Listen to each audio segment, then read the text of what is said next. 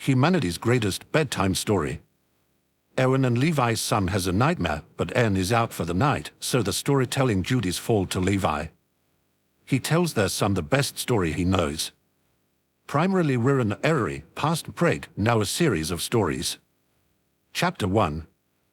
Bedtime Story. Levi groaned as the little hands on his roused him from his sleep. He blinked a few times and the small figure standing next to his bed came into focus. Those bead, green eyes were locked on him, and he registered the unshed tears swimming in them. Sighing through his nose, he rubbed his eyes and pushed himself up on his elbow. "What is it, baby?" he said. The little boy whimpered and clutched the stuffed toy in his arms tightly against his chest. "Nightmare?" Levi nodded, yawning and sitting up straight. He reached down and pulled the little boy into his lap, gently holding him close. The little boy immediately snuggled up to him and noticeably relaxed. Not too long ago, this never would have happened. Levi had never been able to picture being this tender and loving with anyone. He was a soldier, a disciplined, strict, and demanding lance corporal, and he had thought he always would be. But then, all of a sudden, he had a person in his life who needed him, who depended on him for everything. As soon as the little boy had been born, he had felt his heart swell and burst with a love he didn't even know existed. He shook his head slightly as he pondered this, still holding the little boy in his arms. "It's okay," he murmured, pressing his lips against the child's temple. "It was just a bad dream, it wasn't real. You're safe." This seemed to comfort the child, because his grip on his toy relaxed. Levi rubbed his arm soothingly and buried his nose in the child's hair, and the little boy nodded, rubbing his eyes. "Thank you, Papa."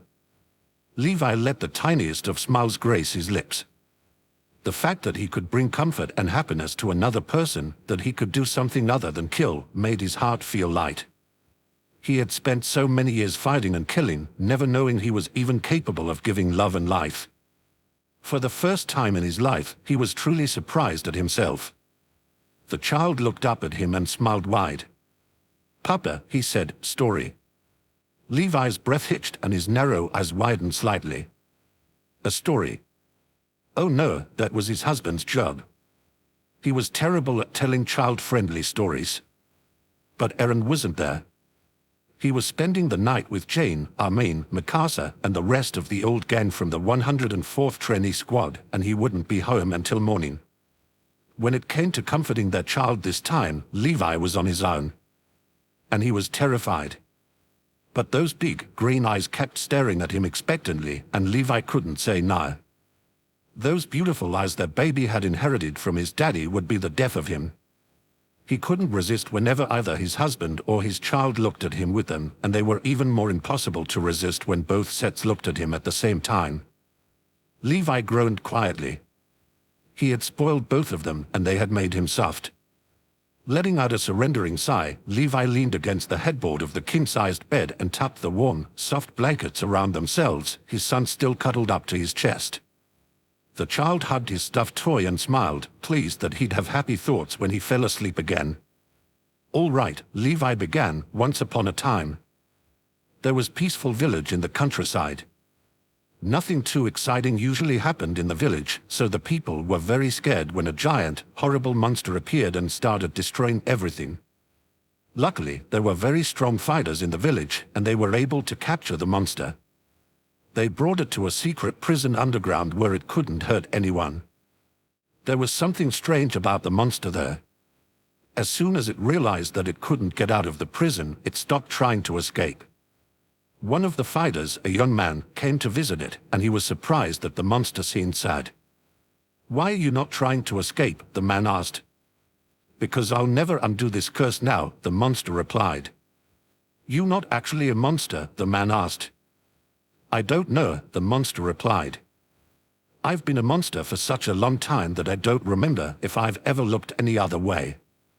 I just know I look this way now because of the curse." The man felt very bad for the monster, but he was still careful. He wanted to make sure the monster wasn't trying to trick him.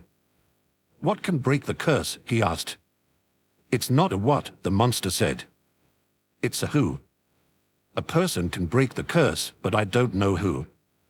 "Oh, I understand," the man said. "You weren't trying to destroy our village. You were looking for the person who could break the curse." And so, for the next few weeks, the man visited the monster every single day. He brought it meals and talked to it about anything and everything he could think of.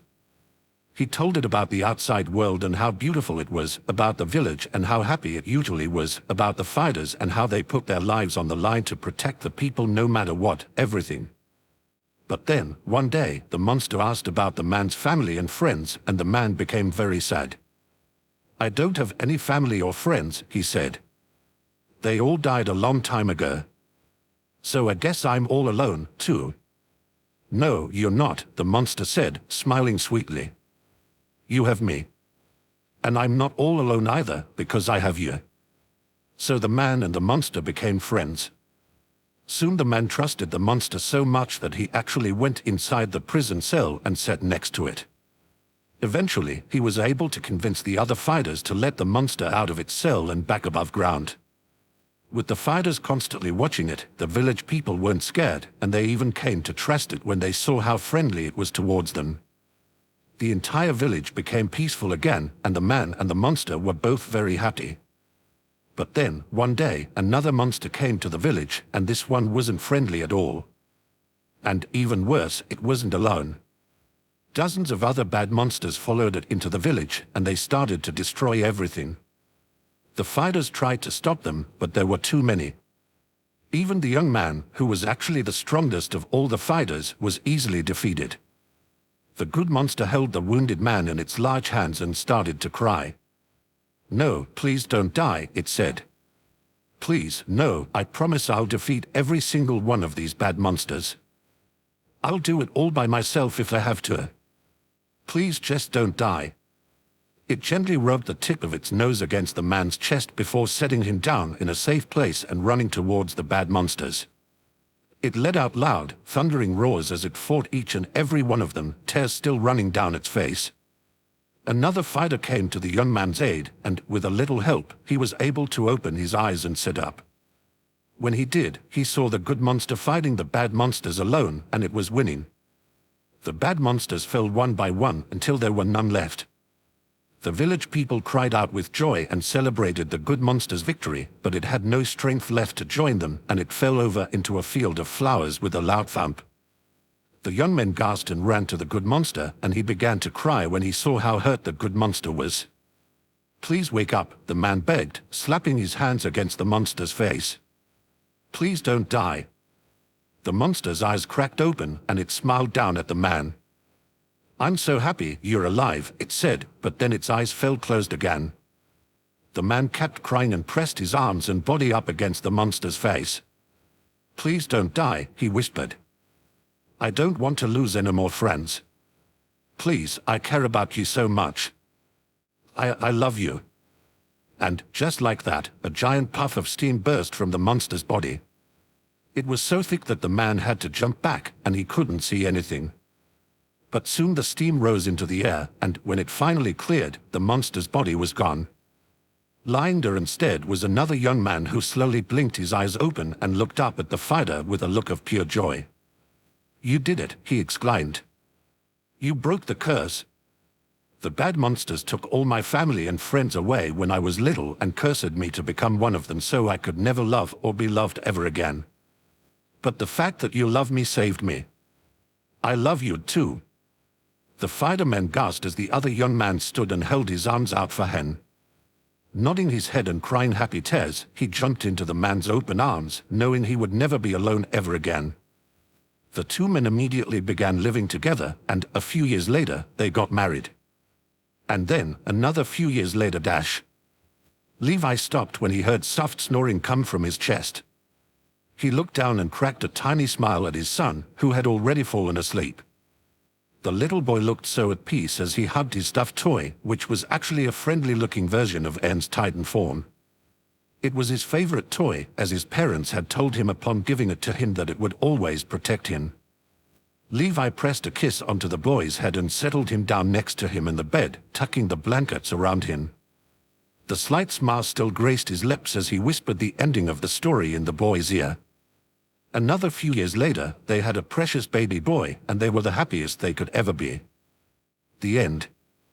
Another kiss. Good night, baby, sweet dreams. The front door opened around mid-morning the next day. I'm home. Daddy, the little boy squealed, running from the kitchen and jumping into his father's arms. Eren laughed as he picked the child up and hugged him to his chest, sprinkling kisses all over his little face. The child laughed excitedly and hugged him tightly around his neck as he walked the two of them back to the kitchen. Standing at the stove was Levi, warming up a mix of oats and fruit for the three of them. Eren, who now towered over Levi at a good 6 feet 5 inches, bent down and gave his husband a kiss. When they pulled away, Levi showed him a smile, something he had been doing more often recently. "Welcome home," he said, gently taking their son away and setting him down on the floor. He handed him a stack of plates and said, "Go set the table." "Okay," the little boy said cheerfully, and he ran into the next room. As soon as he was gone, Levi shot Eren a playful glare. "You're not allowed out overnight anymore, you stupid brat," he said. "I had to write humanity's next great novel last night because of it." "You told a bedtime story last night." Eren seemed legitimately stunned, and it only annoyed Levi more. The older man sighed. "Don't act like it's the most impressive thing I've ever done, idiot.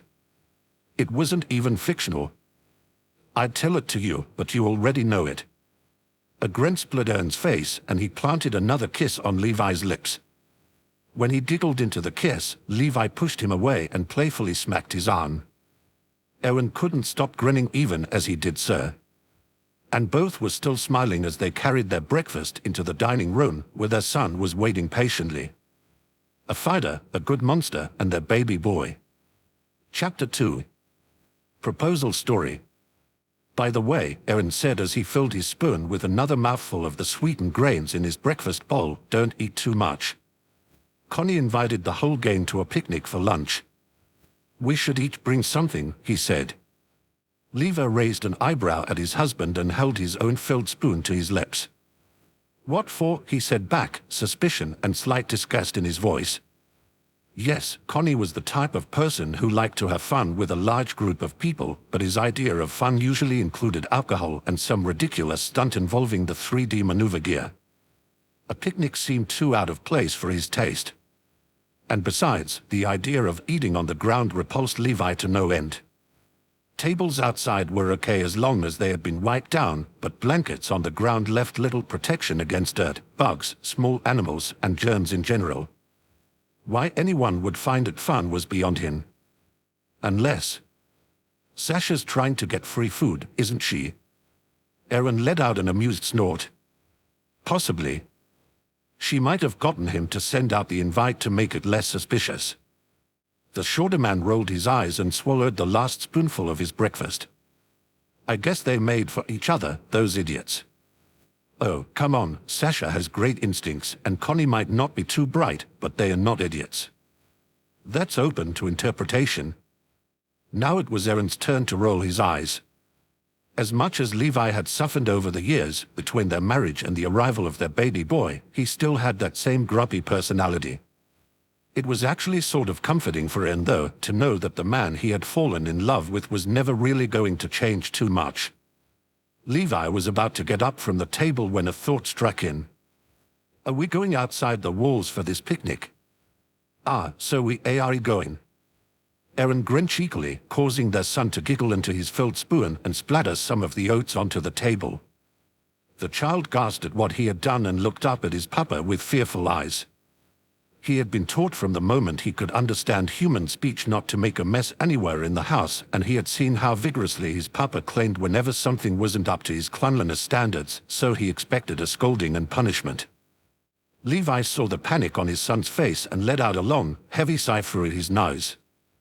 Pulling a handkerchief from his pocket, he stood and walked to where the little mess was. "Accidents happen. Try not to do it again," he murmured, kissing the boy's head, wiping the food away, and looking up at his husband. "So, inside or outside the walls?" Eren's lips tilted upwards in a small smile. "Connie wants to go outside." Levi nodded. "We'll bring our gear just in case." He looked down at the little boy, whose expression had lightened but still held some caution. Seeing this and not wanting to see fear in those big, beautiful eyes again, he knelt down to the child's level and said, "What do you think we should bring for Uncle Connie and Aunt Sasha?" The gates closed behind the group as they headed out towards an open, comfortable spot only about half a mile away from the walls. Thanks to Owen, Levi, and the combined efforts of the entire Survey Corps mixed with their retrieval of Rainer, Berthold, and Annie back to humanity's side, the Titan population had decreased dramatically in just a few years. Titan sightings were becoming increasingly rare, and the threat of invasion was almost non-existent. A few still roamed the general area outside the walls, but they rarely attacked in groups anymore. One Titan versus an entire group of veteran Survey Corps soldiers was nothing. Therefore, it was safe to venture outside, yet stay close to the walls without horses, but all soldiers usually brought their 3D maneuver gear anyway. Better paranoid than eaten. Upon arriving at a cool, shaded yet open area, blankets were set down and plates were passed around. Eren and Levi had their son pass cups to everyone, as the child had suggested making tea for the picnic. "What if we have a lot of food but nothing to drink?" he had said, later adding that Papa makes the best tea ever. And how could Levi argue with that logic? He leaned against his husband's shoulder, allowing his defenses to lower slightly as he watched his little boy kindly offer cups and tea to everyone. He bristled a bit at one point when Wimmy ruffled his hair, but Astoria quickly fixed it and thanked him for the drinks with that sweet, angelic smile of hers. Annie, who was sitting between them and Rainer, snorted when she heard the blonde man mutter something about not getting to her quick enough. Soon the different plates of food made their rounds as well, mostly breads and cold vegetable soups. Levi sipped at the potato stew Sasha had made herself and silently admitted to himself that it wasn't bad. Eren noticed the subtle look of satisfaction on his husband's face and cracked a smile as he bit into a piece of bread. In the back of his mind, he wished he could have some substantial protein to munch on. Meat was becoming more available, but it was still a rarity, reserved for special occasions. That was when Connie placed a plate of meat on his blanket and stood. "Oh. Everyone. Thanks for coming out this afternoon. I wanted to share this with as many of you as possible." He wore a goofy grin and knelt down next to Sasha, who was in the middle of chewing a roll. A small line of drool ran down her chin, and her gaze shifted back and forth between Connie and the plate of meat. Her eyes widened when Connie pulled a small box from his pocket, and everyone suddenly knew why he had invited them outside the walls for a picnic. "Sasha," he said, shaking a bit with a happy anxiety, "you're the best thing that ever happened to me. You mean the world to me. I'd face 1,000,000 Titans alone for you. I want to stand by your side for the rest of our lives and share my life with you. I love you, Sasha Browse, so will you marry me?" And he opened the box to reveal a simple yet beautiful silver band. Sasha's full cheeks turned bright pink, and tears started to form at the corners of her eyes, which still shifted back and forth between Connie and the plate of meat. Somehow, she managed to swallow the bread in her mouth, gulp a few mouthfuls of cool tea down, and cry out yes as she threw her arms around her now fiancé, swiftly grabbing a piece of meat and shoving it in her mouth along the way. Levi raised a brow. "I can't tell what she's more excited about." The whole group burst into cheers and applause for the happy couple. Connie was still shaking and Sasha was still crying as he slipped a ring onto her finger. Jean started chanting "kiss, kiss" amongst all the noise, causing Mikasa to roll her eyes but keep clapping anyway. She chuckled quietly at Armin next to her, who had burst into tears because he was just so happy he couldn't stand it.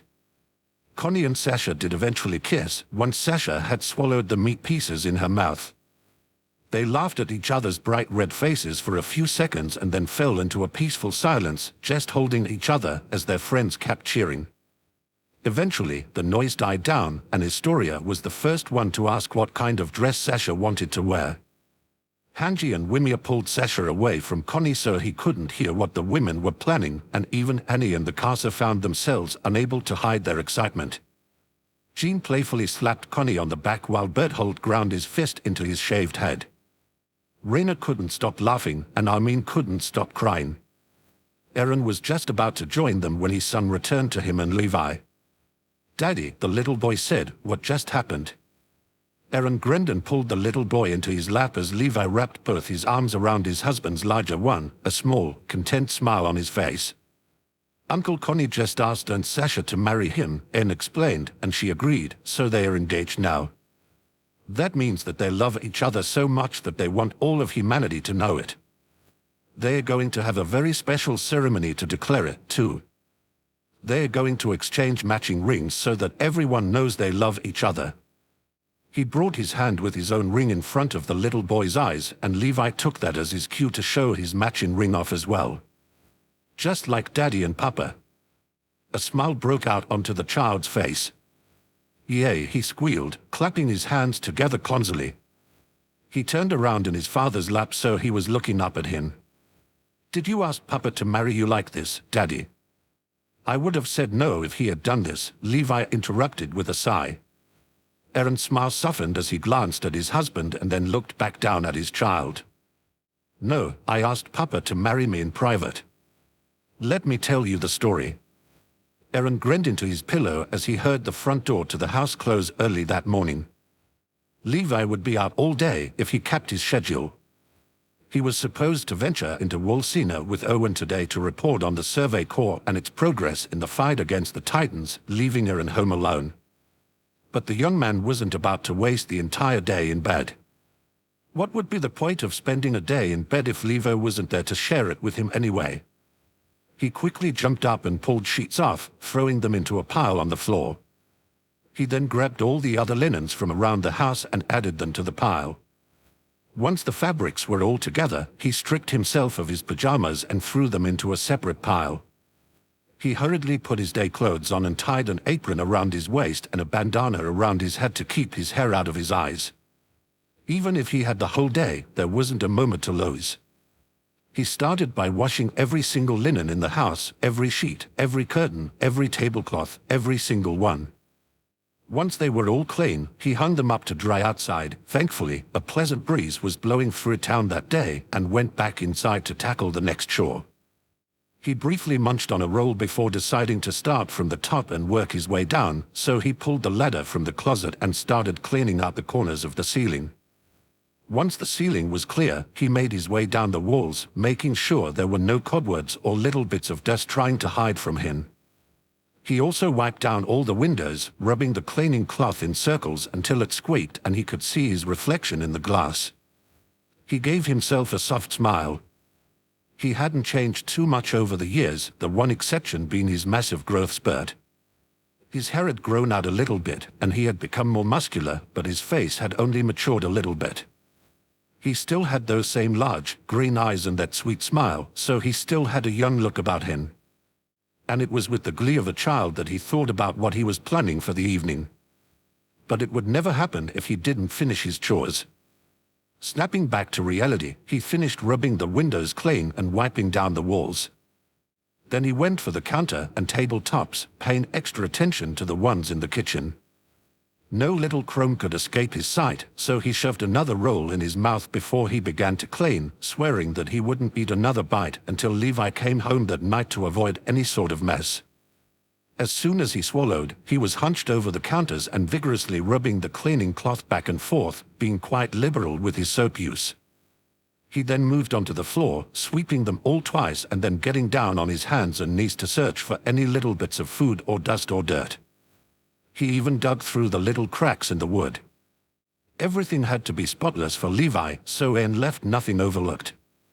By the time he was done cleaning the house, the linens outside were dry. He brought them back inside and redressed the house, taking special care when he remade the bed. He was determined to make it as comforting and inviting and pristine as possible, despite the fact that, he hoped anyway, it would be a mess the next morning. The sun was starting to set by the time he was done with all of this. Eren pulled the bandana from his head and untied the apron, sighing and slumping in a chair in the living room. He had truly done it. He had cleaned the entire house from top to bottom. A chuckle escaped his lips, and he briefly wondered if this was coming off as desperate. Levi would probably think he had done something horrible and had cleaned so obsessively as an apology. He smirked and hauled himself out of the chair in favor of the kitchen. There was one thing he could make that he knew was easy to clean and that Levi would appreciate. The front door opened and closed about 15 minutes later. A grumpy Levi paused in taking off his shoes at the door when he noticed just how perfect everything in the house was. His eyes darted all over, but he couldn't see a single speck of dust. He knelt down and swept his index finger across the floor, but no dirt colored it. Narrowing his eyes, he stood when he heard footsteps coming from the kitchen. In the doorway stood Eren, holding a tray of piping hot tea and small snacks with a pleasant smile on his face. "Welcome home." "All right, what did you do?" Levi deadpanned, lips curling into a disappointed frown. "What did you break? Where'd you transform? Who'd you kill?" Eren's smile turned into a triumphant grin. "Nothing, nowhere, and nobody. I just thought I'd do something nice for you." Levi contemplated this. If Eren hadn't royally messed something up, what was he doing? If he wanted something, he usually flashed those impossible-to-resist puppy eyes and pouted until Levi agreed to whatever it was, which happened a lot. But here he was with a tray of delicious tea and an impossibly clean house, asking for nothing. The whole scene definitely intrigued him, and he had to admit that it was kind of hot. His expression softened as he walked over to Eren and stood on his tiptoes while Eren bent down to meet in a sweet, innocent kiss. "Thank you," Levi said as he pulled away. "This is quite nice." Eren smiled down at him and set the tray on a nearby table. He then knelt down in front of Levi, there is never breaking contact, though Levi's eyes widened at the movement. Eren took Levi's hand in his and held it gently, placing a sweet kiss on it. "Levi," he said as he pulled away, "I love you with all my heart, and I want all of humanity to know it." He pulled a small box out from behind the tea kettle and opened it, revealing a simple, shining, silver ring. His smile widened as he said, "Levi, please, will you marry me?" The older man didn't know what to say at first. He stood in a stunned silence for a few moments, drinking the scene in, and he quickly realized that it was perfect. A clean house, a kettle of hot tea, and the man he loved by his side forever, that was the ideal life. But he would never say that. "Oh, so you did want something," he said instead. Eren burst out laughing. "Yeah, sort of," he agreed, gazing up at Levi with those beautiful eyes and enticing him with that gorgeous smile. "Please, Levi, will you marry me?" Levi sighed and leaned down, gently pressing his lips to Eren's. "Yes, you spoiled brat," he murmured when he pulled away just enough so he could speak, but he quickly pressed his lips against Eren's again so the younger man couldn't say anything stupid. Somehow, Eren managed to slip the ring onto Levi's finger and then wrap his arms around him, bringing him close to his chest.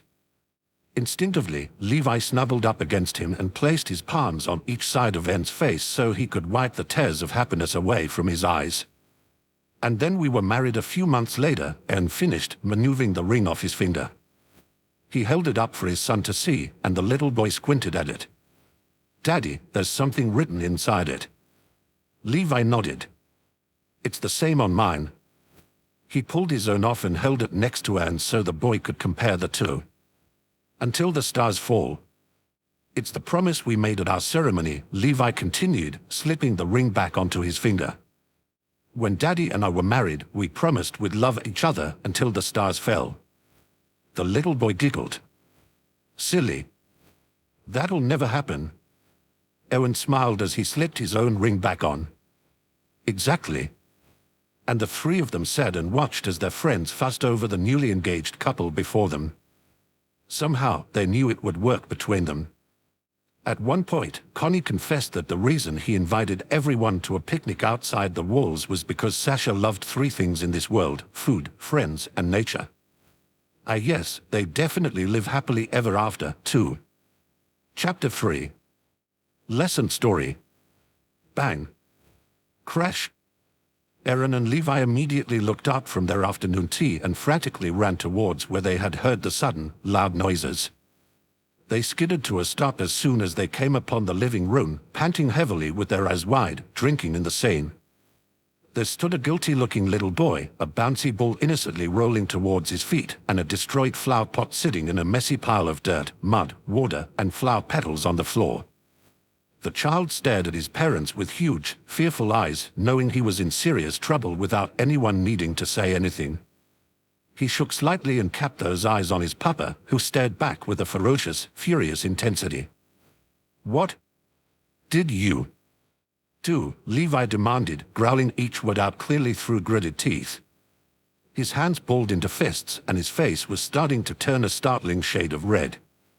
Eren glanced nervously at his husband, mentally begging him not to do or say something he'd regret later. The little boy stared at Levi, terrified at his papa's rage. He had never seen him so angry before, and he actually shrunk away out of fear. I'm sorry, Papa." "What did you do?" Levi suddenly shouted, his voice loud enough that it made both Eren and their son jump a bit. I'm sorry, Papa. It's raining outside and You what?" "I wanted to play ball." Levi froze but kept his gaze on his son. His normally narrow eyes were wide, and Eren fearfully recognized that look. The only other time he had ever seen that expression was when Levi fought Titans. More specifically, that was the look he saved for whenever he was fighting a Titan that had killed his friends and comrades. Eren didn't know why that look was suddenly appearing now, but he did know that Levi was suddenly seeing their son as an enemy, and that was not okay. "Levi dash. You stay out of this," the older man hissed, venom dripping from his voice. He shifted his eyes momentarily to give Eren a warning glare and then gazed back at their son. "How dare you? Do you know what you just did? Do you have any idea of how many house rules you just broke? How badly you ruined something that had real meaning to me? I don't even care about the mess. No, you did something much worse than make a mess. You destroyed a memorial for soldiers, you horrible little monster. That did it." The child burst into tears and ran past his parents, up the stairs, and to his room, slamming the door behind him. Levi turned and was about to chase after him when a powerful tug forced him back. He stumbled and looked up at Eren, whose grip on his arm never faltered. He frowned sadly at his husband, shaking his head a bit. "Was it really necessary to call him a monster?" he asked. "Shut up, you stupid brat," Levi snapped back, yanking his arm away. He broke the rules by playing in the house, and, as a result, he made a huge mess and destroyed the memorial I put together. Levi dash. Today is the anniversary of when Petra, Orua, Erd, and Gunther were killed. Eren grabbed the older man's arm again to keep him still, pausing for a moment to find the right words. He bit his lip, careful not to break the skin, and let out a long sigh. "Yes, it is, and we both know that, but he doesn't." Levi's face slowly softened, and he shook his head lightly, eyes locked on the mess on the floor. The poor flowers hardly even looked like flowers anymore, with their petals strewn about. Seeing them in such a state made Levi lower his head, as he didn't want to show Eren the emotion within him rising to the surface. Eren noticed this and gently wrapped his arms around his husband, cradling him against his chest and rocking them both slightly back and forth. He let out a short sigh, relieved that the tension was beginning to dissipate. After a minute or so, Eren pulled away and tilted Levi's face up for a kiss. It was innocent and loving, just two pairs of lips touching without any real implications. Eren pulled away first, murmuring, "Why don't you take out your frustrations on cleaning this up? I'll go talk to him." Levi wordlessly nodded, knowing that was for the best. He detached himself from his husband and went to the closet for his apron, bandana, and cleaning supplies. The little boy was still crying into his pillow by the time Eren came upstairs. The sight of his son so sad broke his heart, but he kept a straight face, reminding himself that he had to comfort and teach a lesson at the same time. Taking a deep breath, he walked into the nursery and placed his hand on the child's back. The little boy looked up, eyes red and puffy and cheeks flushed pink with tear streaks running down them. Seeing his daddy made the heavy tears stop so only little sniffles remained. Eren sat down on the bed and gently helped his son sit up straight while pulling a handkerchief from his pocket. "Here," he said, "dry your eyes." The little boy took the handkerchief and did so, still sniffing a bit as Eren soothingly rubbed his back. When he was done, he looked down at the floor, brought his knees to his chest, and said, "Papa loves cleaning more than me. And he yelled at me so much, I bet he hates me." Eren glanced down at the child thoughtfully and then looked at a medium-sized box that held some toys on the other side of the room. Without a word, he got up, took some toys out of the box, put some in, and brought it back to his son. "Stand up," he finally said, placing the box in the child's arms when he did. "Okay, stand there holding that box for as long as you can." And he sat back down on the bed. Watching his son try to stay standing was amusing, but the show came to an end all too quickly. With a grunt of annoyance, the little boy put the box down and turned back to his daddy. "It's big and heavy," he said. "I give up." Really?" Eren replied, resting his elbow on his knee and his face in his palm. "Interesting. Remember when Papa and I told you that you grew inside Papa's tummy until you were ready to be born? You know, you weighed as much as that box when you were born, and that's about as big as Papa's tummy got while you were inside him." The child's eyes widened. And Papa had to carry that big, heavy weight around with him all the time. He wasn't allowed to give up. He had to wait for you to say that you were ready to come out. And then he had to have a special operation in order to make sure you came out safely. He said that it was the most painful thing he's ever experienced, worse than fighting titans. The child frowned guiltily. But that's not all. Even before his tummy got big and heavy, Papa was still in pain. When he first found out that he was going to have you, he was very sick. Not like he had a stuffy nose either. He threw up multiple times a day, every day, for almost 5 months. His body was changing to make sure it could support you, so his muscles ached, and he was very emotional. Then, when his tummy did get big and heavy, he could barely walk because his feet hurt so badly, and he couldn't stand up straight because his back hurt, too. And you were moving around and kicking inside him, so his insides even hurt, too. Tears welled up in the child's eyes again. Eren saw this and a small smile spread across his face. "But you want to know what Papa said to me as soon as he got to hold you in his arms? I'd do it all over again in a heartbeat." Levi looked up at his husband as he clutched his newborn son to his chest, rare tears running down his face.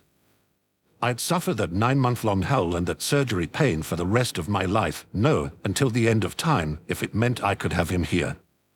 Just God, Eren, look at him, look how perfect he is. He rubbed his forehead against the newborn's chest as the baby's eyes opened for the first time and their gazes met. "I just love him so much. So don't say that Papa hates you when he actually loves you more than anyone else in all of humanity. Even me, and we had a whole ceremony to tell everyone we loved each other." Fresh tears were rolling down the child's cheeks now, and Eren couldn't help but chuckle a little. "Oh, it's okay, baby, don't cry." He knocked down to the floor and wrapped his arms around his son, who sobbed into his shoulder. Well, at least he had gotten the message across. Still smiling, he tilted the child in his arms and brushed the tears away with his thumb and said, "Papa loves you very much, but he still hates the bad thing you did, so you need to say you're sorry. That's the grown-up thing to do. When a man does something wrong, he admits that he did a bad thing, says he's sorry, and tries to make it better. It's obvious that you're sorry, so go tell Papa so we can all smile again." The child nodded, hugged his daddy one more time, wiped his eyes, and walked out of his room, Eren following behind.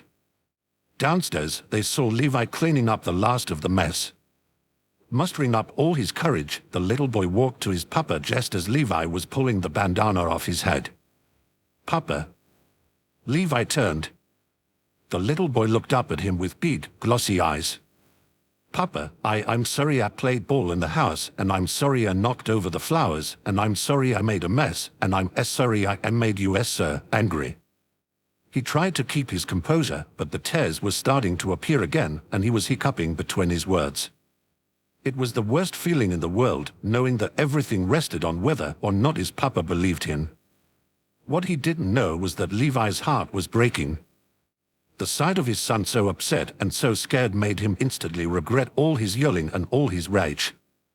He mentally cursed himself, asking why he had reacted in such a way. It wasn't like the child had known those flowers had been a memorial and destroyed them on purpose. He also didn't know who Petra, Orua, Erd, and Gunther were, as Levi had never told him. He hadn't known any better. And so, with a sigh and a rare, loving display of affection, Levi wrapped his arms around his son and cuddled him to his chest, smoothing his hair back and kissing his forehead. "Apology accepted," he murmured. "Thank you, sweetheart. I'm sorry, too. I shouldn't have yelled at you, and I shouldn't have called you a monster. You're not. You know what you were." He pulled away a bit so he could gaze into his child's beautiful, green eyes and gave him a small smile. "You're my precious baby boy, and you always will be." Another kiss. "You've learned your lesson though, right?" The child rubbed his eyes and nodded. I promise I won't play ball in the house again." One more kiss. "That's my boy." Levi looked up at the window when he noticed something. Oh, the rain stopped. He looked down at his son again. "Do you want to go outside and play ball now?" The little boy looked out the window, too, and saw the sun starting to come out. "Can we go pick flowers for the soldiers first?" Levi felt a little leap of joy flutter through his heart, but he would never mention it, and he would never let it show. He just kept that same small smile and said, "Yes, let's do that first. Maybe I'll tell you a story about them while we're out. They were some of the bravest soldiers I ever knew." The child nodded, a smile finally returning to his face. "Tell me." "All right, go put your boots on. It's probably muddy outside." From the stairs, Eren smiled. Mission accomplished. Peace had returned to the Jaeger household, and he mentally filed this as a victory for humanity as he, too, put his boots on. Chapter 4. Soldier Story. When the new Survey Corps recruits were introduced to me, I didn't have high hopes for any of them. I didn't even consider them members of the Survey Corps because they hadn't been on any missions, meaning they hadn't seen a single Titan and lived to tell the tale. You see, that's how it works in the Survey Corps, the most dangerous of the 3 military branches. Only when you return alive from your first mission are you considered a soldier. "Even you and Daddy, Papa?" the child asked, walking in between his fathers and clutching their hands. Levi looked down at his son and nodded. "Yes, Daddy and I had to come back alive from our first missions to be considered part of the Survey Corps, no exceptions. But I thought you were humanity's strongest. That's a reputation I gained after coming back alive from many missions. Everyone has to start somewhere." "Oh." The child looked down and frowned. Eren bit his lip. "I don't know if you're ready for stories about the Survey Corps," he said as gently as he could, gripping his son's hand and casting Levi a worried glance. "The Survey Corps is really scary. It's the only military branch that goes outside the walls and actually fights Titans. The stationary guard and the military police don't have to, since their jobs are inside the walls. Survey Corps soldiers are constantly in danger. That's why not a lot of people join. But that also means that you and Papa are really brave, Daddy," the child insisted, looking up at Eren with big, sincere eyes. "That's what it means to be brave, right? Do something scary that you don't want to do but doing it anyway. Brave or foolish, Levi thought. "Why don't we tell you another story?" Eren insisted, wanting to change the subject. "I don't want you to have nightmares." "But I want to hear about the brave soldiers," the child pouted, his eager voice starting to turn into a whine. "Just leave out the scary parts." Eren looked at Levi with a worried expression, his eyes saying everything his mouth wasn't. "Can you tell a story about the Survey Corps without the scary parts? Is that possible?" Levi sighed, feeling a little defeated, and nodded. "All right, if you get scared, tell me. I'll stop." The child nodded back. "Our mission was just to observe the Titans, to see if we could learn anything more about them. For the first few hours, the mission was going well. We were able to stay a safe distance away from them, but we weren't learning anything. They were just walking around aimlessly, so we had to keep moving to be sure that we wouldn't be spotted. We weren't supposed to engage in combat at all. Oh, how awry the mission went. All it took was a wrestling bush. One of the newbies just wasn't quiet enough, and all hell broke loose. All of a sudden, dozens of Titans appeared. They attacked us all at once, and the newbies were too uncoordinated to stop them. I killed as many as I could, but I was still relatively new to the Survey Corps myself. There were just too many, and we had to retreat. Levi bent down and picked a nearby wildflower, not making eye contact with his son. The little boy stared at him, eyes filled with both worry and anticipation. He gripped the 3 flowers in his little hands. "So, are those the soldiers we are picking flowers for?" Levi shook his head. "It's very sad that they died, but I didn't know them personally. I'm sure that their families and friends honor them still there." "Oh, that's good." Silence.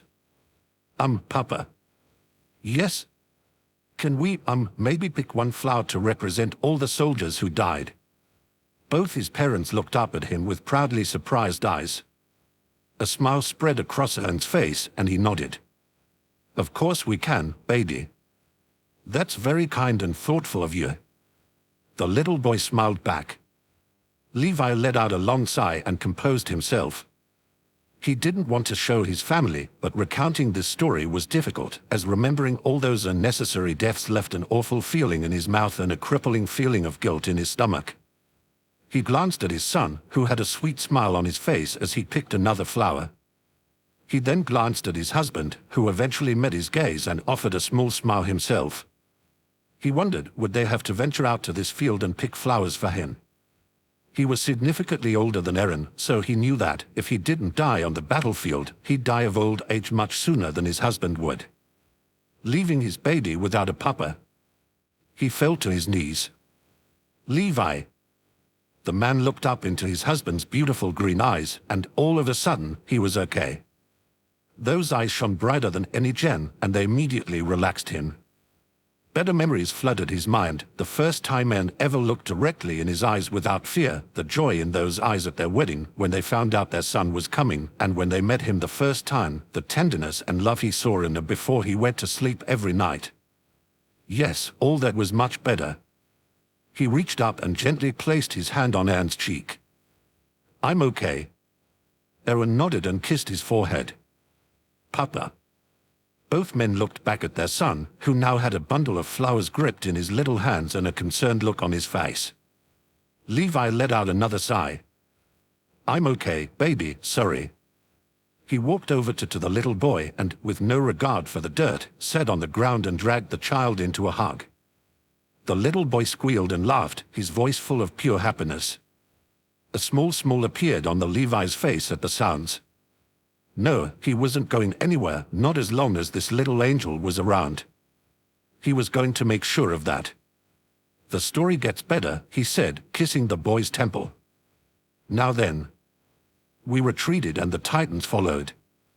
We were on horseback, so we were able to outrun them for a time. I thought they would tire out, allowing us to make it to safer territory, and I was mostly right. Many of the Titans fell behind while our horses kept going. Eventually, we came upon an area where no Titans seemed to roam, and we thought we were safe. How wrong we were. I was positioned at the end of the brigade, and a 15-meter class Titan seemed to appear out of nowhere. It crashed through a nearby abandoned house and charged after me. Everyone in front of me kept moving forward, and I realized that they weren't going to come back to help me. I was on my own. I used my gear to lift myself off my horse, but the Titan was fast, and it grabbed me midair with such a strong grip that it broke my gear. I thought that was it. That was going to be the end. The Titan opened its mouth and lifted me towards it.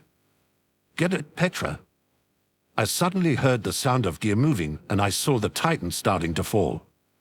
Someone had cut the nape of its neck. The Titan was dying. Orua. Go. Another slice, this one at the Titan's wrist. I fell from its grip. "Gunther. Catch him." And someone did catch me.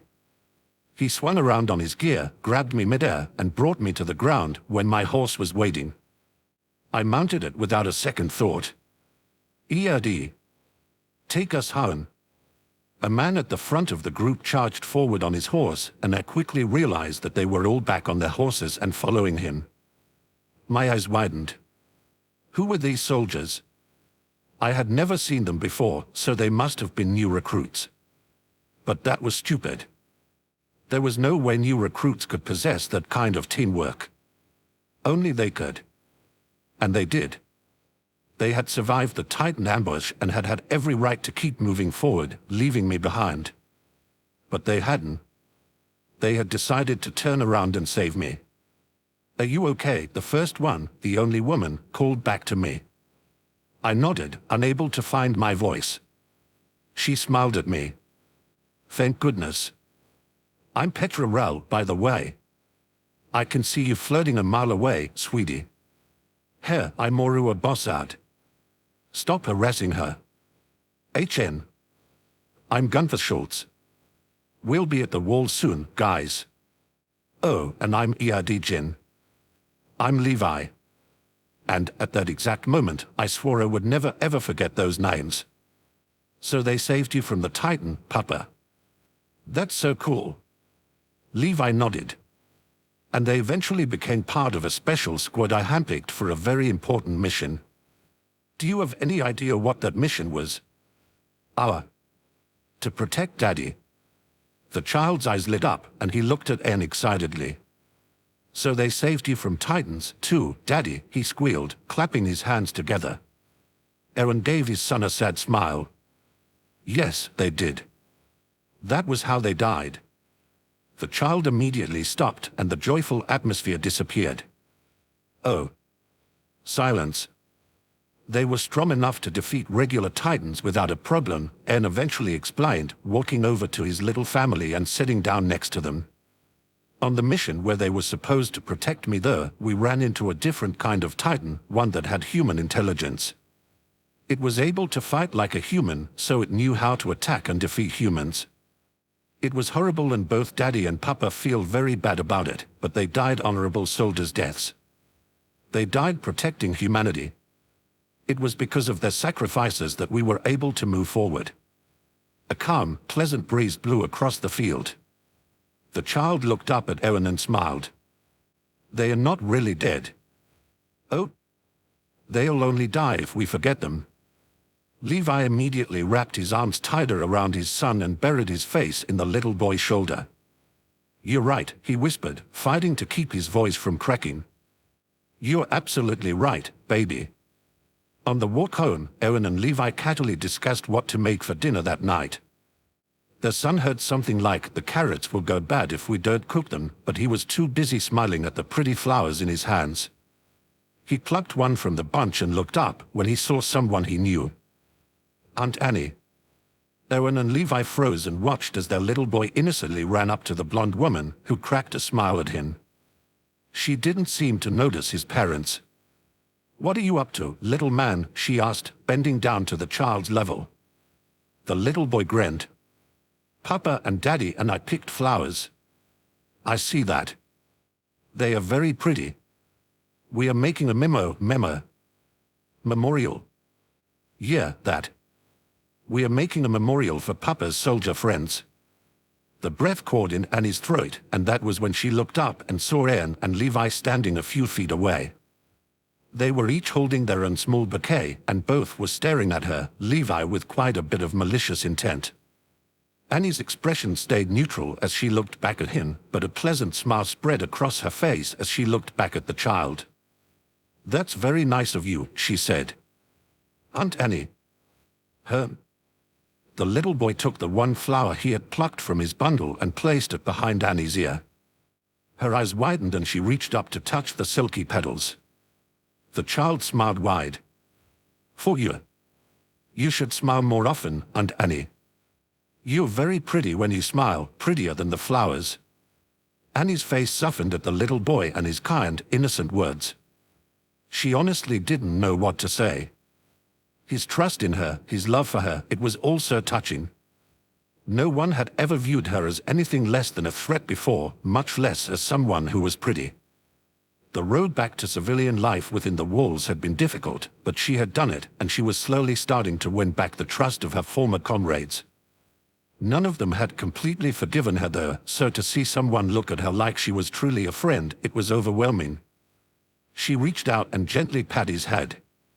"Okay," she said, "but only because the nicest, most handsome little gentleman in all of humanity asked me to." The child's grin widened and he giggled a bit. Eren let out a relieved breath he didn't realize he had been holding, and he smiled a bit, too. "Say good night, sweetheart," he called to his son. "We gotta go do something to those carrots for dinner, and Aunt Annie needs to go, too." "Okay. Good night, Aunt Annie." He waved to her as he ran back to his parents. They immediately turned and left, missing Annie waving back. The remaining walk back was quiet for the most part. When they returned home, Eren took Levi's hand in his. "You okay?" "Yeah." "You sure?" Levi nodded, and that was all the answer Eren needed. He let go of his husband's hand and walked to the kitchen to get a container for the flowers. Levi glanced out the window at the setting sun. "This world sure is cruel," he thought. He looked back to the kitchen, where his husband and child were arranging the flowers in the prettiest vase they had. The tiniest of smiles graced his lips. "But it sure is beautiful, too." Chapter 5. Naptime Story. Eren let out a loud yawn as he shuffled his way into the living room, rubbing his eyes whilst shaking his head a bit. Levi, who was sitting in the plush armchair near the center of the room, glanced up from his book and raised an eyebrow at him. "What are you yawning about?" he said, slight suspicion in his voice. Eren let his arms drop to his sides. "Sorry," he replied, "didn't sleep well last night." Good thing you didn't wake me to complain about it."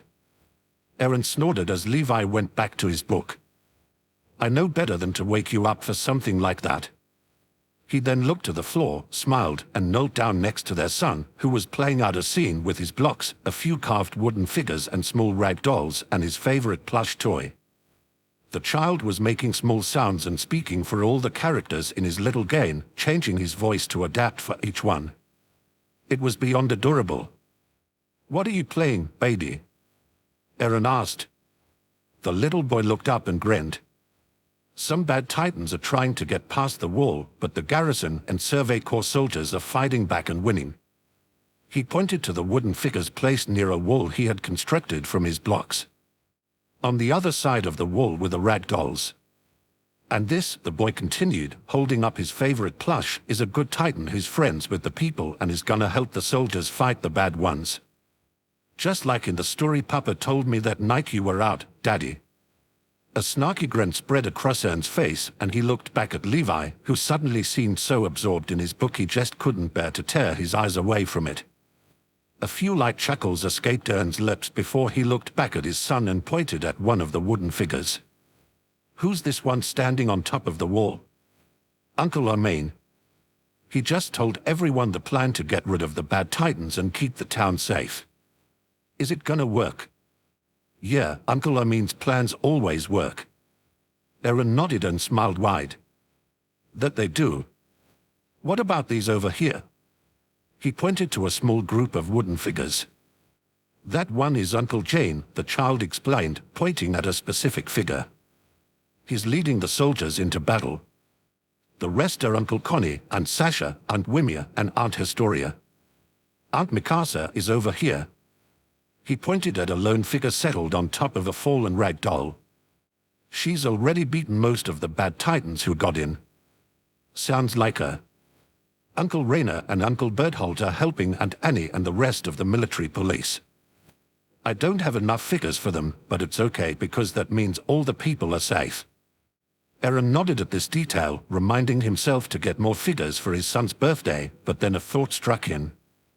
"Where are Papa and me?" The little boy suddenly looked up at him, a look of seriousness and slight hurt in his eyes, as if to say, "You really don't know." He picked his plush toy up and held it against his chest. "You and Papa are staying at home and protecting me." Eren's eyes widened momentarily, but they quickly softened, and he gently pulled his son to his side. He placed a kiss on the child's head and said, "Of course we are." "How silly of me." The little boy smiled again, and Eren heard a satisfied huff come from Levi. Then Eren suddenly yawned again, bringing his free hand up to cover his mouth. His son glanced up at him. "Do you need me to tell you the bedtime story, Daddy?" Eren grinned and wiped away a tear that had managed to escape from the corner of his eye. "Nah, I'm okay, thanks though." "Go take a nap, you little brat." Both looked up at Levi, who didn't look up from his book. Eren raised a brow. A nap? In the middle of the day? I'm not the child here. But you're still a brat. Go. I'm a full-grown adult. Your husband and the father of your child. Doesn't matter. Once a little brat, always a little brat. Now go. Eren rolled his eyes. As much as he didn't want to admit it, a nap did sound good. He had tossed and turned for most of the previous night, simply unable to get comfortable. He had been in stark contrast to Levi, who had slept soundly throughout the entire night. And, truly, he did no better than to wake his husband up for such a trivial reason. Finally, he stood and stretched his arms. When he dropped them, he walked to his husband and nuzzled his nose in the silky, black hair. Levi finally tore his narrowed eyes away from the book and glanced up at the taller man, who replied with a smile and kiss on his temple. Fine, you win, Eren said, sounding anything but disappointed in his defeat. Do I get a nap-time kiss? No. Or, come on. Stop whining. This is why you'll always be a little brat. Eren pouted and turned towards his son, who was watching the scene with big, curious eyes. The little boy smiled when their gazes met and said, I'll give you a nap-time kiss, Daddy. Now that's what I'm talking about, Eren replied, strolling over to his son and kneeling down. The little boy placed a big kiss on his daddy's cheek, and Eren grinned wide. Thanks, baby. Have a nice nap, Daddy. Eren nodded and climbed the nearby steps. Levi spoke when he heard their bedroom door close. Sometimes I wonder which one of you is the baby in this family. The child giggled. Me, silly. I'm the baby. If you say so. By the way, you don't think kissing is gross? The little boy shook his head. Kissing means you love each other. That's why you and Daddy kiss, and that's why I kiss you guys. It's a good thing. Levi found this answer oddly touching, though he would never admit it. He just shrugged and went back to his book. Papa. HM. Will you tell me the story of when you and Daddy kissed the first time? Levi halted in turning the pages and thought back to his and Eren's first kiss.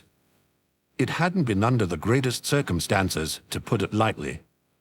Memories of pulling Eren out of his Titan form and desperately searching for a heartbeat after a particularly brutal battle resurfaced in his mind. He closed his eyes lightly and tried to will them away, but they stubbornly stayed. No, he couldn't tell his son about his first kiss with Eren, not yet anyway. First they had to break it to their son, as gently as possible, that Eren could transform into a Titan. They had agreed long before their son's birth that they wouldn't tell him until he was old enough to understand, and they had also agreed not to tell him about Reiner, Berthold, Annie, and Wimmy either, as their abilities and pasts were none of the couple's business. All of their friends were in on this promise, too. The only thing that mattered to them was eventually telling their son about Eren. The others could tell him if they felt like it. Truth be told, their son had never even seen a real Titan, and they intended to keep it that way for as long as possible. If anything, his birth had just fueled Eren's desire to annihilate the Titans even more, to create a safe, Titan-free world for his son. The fight wasn't over yet though, so they had agreed to keep their promise until they couldn't anymore. Besides, they wouldn't tell him, only Eren would. It was his burden, not Levi's. Levi was only there to keep the secret until Eren decided it was time. Levi opened his eyes and met his son's gaze. It took everything in him not to melt under those big, beautiful, green eyes, so he looked back into his book. If he looked into those eyes too long, he would crumble. I think you're a little young for that story, he finally said. I'll tell you when you're a little older. A child kissing his parents is different than two adults kissing. Oh. Thank goodness the child knew not to question Levi when he had made up his mind. What? Did you always know you were gonna marry Daddy? Now that was an interesting question, one he hadn't heard before, but it at least had a straightforward answer. No, he replied, flipping another page, I didn't. Daddy is much younger than I am, so I didn't know him until I was already an adult. I never knew I was going to marry him after I met him either. Besides, he asked me, remember? The child nodded. I was just wondering if you had ever kissed anyone before Daddy. Levi shook his head. No, Daddy was the first person I kissed because he was the first person I ever really truly loved. Oh, that's good. I didn't even believe in love until Daddy came along, even if he doesn't know that. Huh? Levi sighed and finally put his book down on the nearby coffee table. He then patted his knee and his son got the message. The little boy walked to him and Levi picked him up and set him down on his lap. This story I'll tell you. Levi looked up at the open sky above him, watching the birds fly freely from one end of his vision to another. They were quite graceful as they glided across a background of blue, and Levi wondered momentarily if they were going anywhere in particular. Probably not, but he did want to know what they saw. After all, they were the only living beings who could get over the worlds and explore the world however they wanted. Nothing out there was dead set on eating them, at least not for pleasure. If a predator were to eat them, they'd at least be fuel for that predator, continuing the world's cycle of life and death. That was much better than dying for no reason. So, what do you think? A few female voices caught Levi's attention, and he couldn't help but listen to their conversation. It sounds so romantic. Okay, maybe he could bear not to listen. It's just such a crazy idea, you know. The fact that somewhere out there amongst humanity is the love of your life. That person is walking around right now, minding his or her own business, unknowing of you. And yet, you're going to marry that person. It's insane. Levi rolled his eyes and rolled over on the grass so his back was facing the girls. Yes, that thought was crazy, crazy and stupid. There was no one out there for him. He had walled off his heart ages ago the same way the human territory had been walled off from the Titans. Nothing could get in, and whatever went out would likely not get back in. He always thought this way, and he had a feeling that he always would. And he kept feeling that way. One afternoon, when he was walking through a town, he overheard a young couple walking in the marketplace. "I've been waiting for you my whole life," the man said, kissing the top of the woman's head. "I knew I'd find you someday." The woman giggled. "I always knew you were out there." Levi rolled his eyes and kept walking. Ridiculous. Another day, a gang of men were harassing a middle-aged woman. Levi chanced upon them as they backed her into a corner and demanded all her things. Not feeling especially heroic but itching for a fight, Levi immediately took down all of them single-handedly and walked off before the woman could thank him face to face. When she realized he wasn't going to turn back to her, she shouted, "Thank you. May you always have love and happiness in your life." What nonsense. There was nobody out there for him. Certainly no one who could make him happy all the time. As the cold winter passed by, he would find many couples cuddling together as they walked through snow-covered streets. They would say things like, "This time of year would be unbearable if I didn't have you, and you keep me warm even on the coldest winter's night." Levi tried to ignore them, and as his birthday and Christmas passed without a single sign of anyone in this world being made just for him, he continued believing he would always be alone. Finally, winter ended and the air became warmer. The plants and animals all came back to life, and the snow disappeared from the streets. One morning, when Levi woke, he suddenly found himself thinking that the sun was especially bright today for some reason. It wasn't just the sun either. The sky was bluer than usual. The blooming flowers looked more beautiful than they had during past springs. The wind was more pleasant. The people were more tolerable. It was all very strange to Levi as he walked through a town situated in Walmaria that day. What was going on? The rest of the day was uneventful until he passed by a small house where a man with a cheerful smile on his face was leaving. Another man, whom Levi assumed lived there, shook the first man's hand and said, "Thank you for your help, Dr. Yeager. I think my shoulder is better already." "My pleasure. Just go easy on it." "Thanks. And, hey, if you don't mind me asking, you look a lot happier than usual. You haven't stopped smiling all day. What's up?" Dr. Yeager's smile just widened. My apologies, I didn't want to bring my personal life into my work, so I tried to hide it, but I guess I can't help it. My wife gave birth this morning. A healthy baby boy. Oh my goodness, congratulations.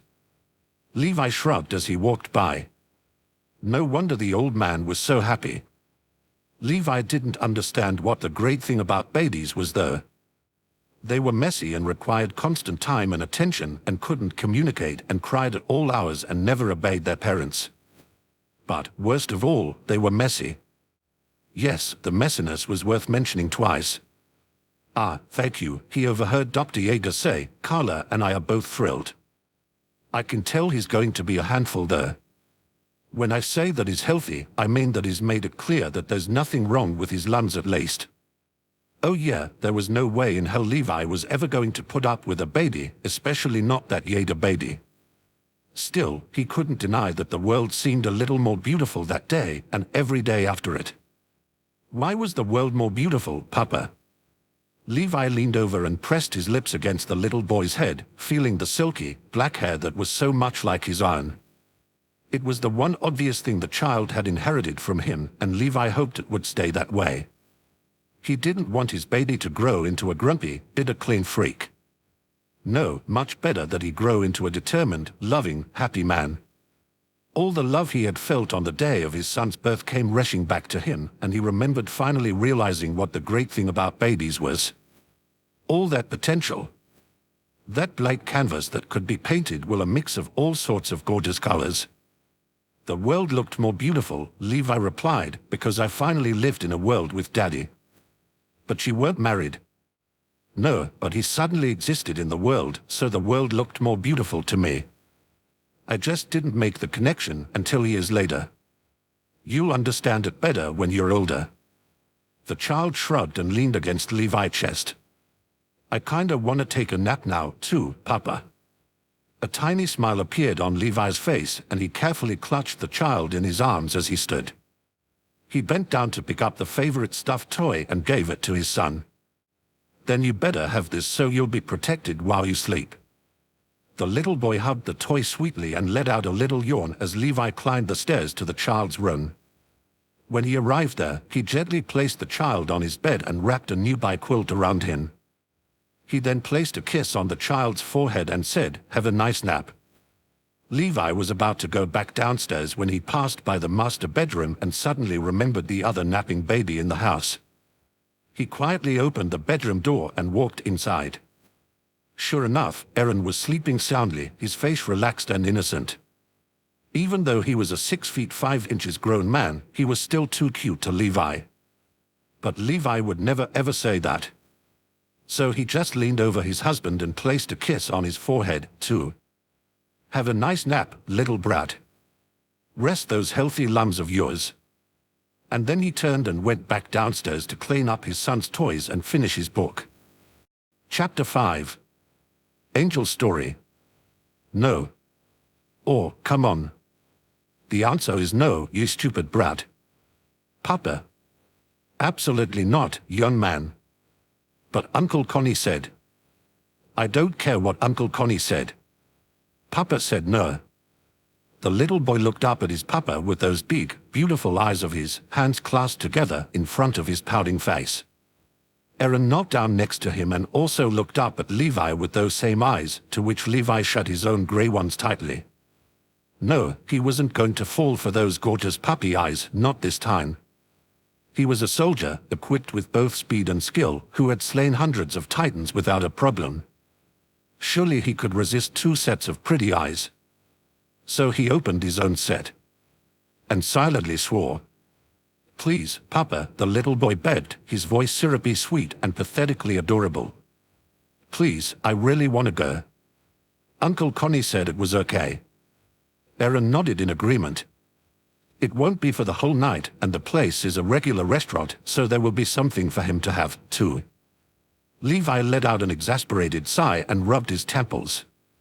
Tonight was the night before Connie and Sasha's wedding, and the Yeager family has been invited to Connie's bachelor party. Levi had immediately refused to spend his Friday evening with a rowdy gang of noisy little drunken brats, but Eren had agreed to come. Now the debate was whether or not their son could go, too. Connie had insisted that the place he was planning to go to was both a restaurant and a bar, so the little boy could be among the adults without objection. Levi, however, didn't see the situation that way and didn't quite trust his old trainees, even though they were all fully grown adults now. "How about this?" Eren said. "He'll come out with me for a little while, and then you can pick him up when you want. He'll stay with me the entire time, and I'll make sure he's occupied. I'll also keep an eye on the guys to make sure none of them go nuts while he's there. What do you think?" Levi snorted. "I think you're a brat." "Levi. But at least now you're not talking like a stupid brat." Eren's eyes brightened. "You mean?" Levi sighed heavily, knowing he had lost.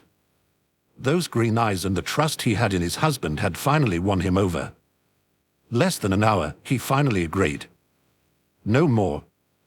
And you, young man," he looked down at the boy, "will immediately take a bath and go to bed the moment you get home. To make myself clear." A huge, bright smile lit up the child's face, and he jumped up and hugged Levi around his leg. "Yes, thank you. Thank you, Papa. I promise I'll be good." Levi rolled his eyes.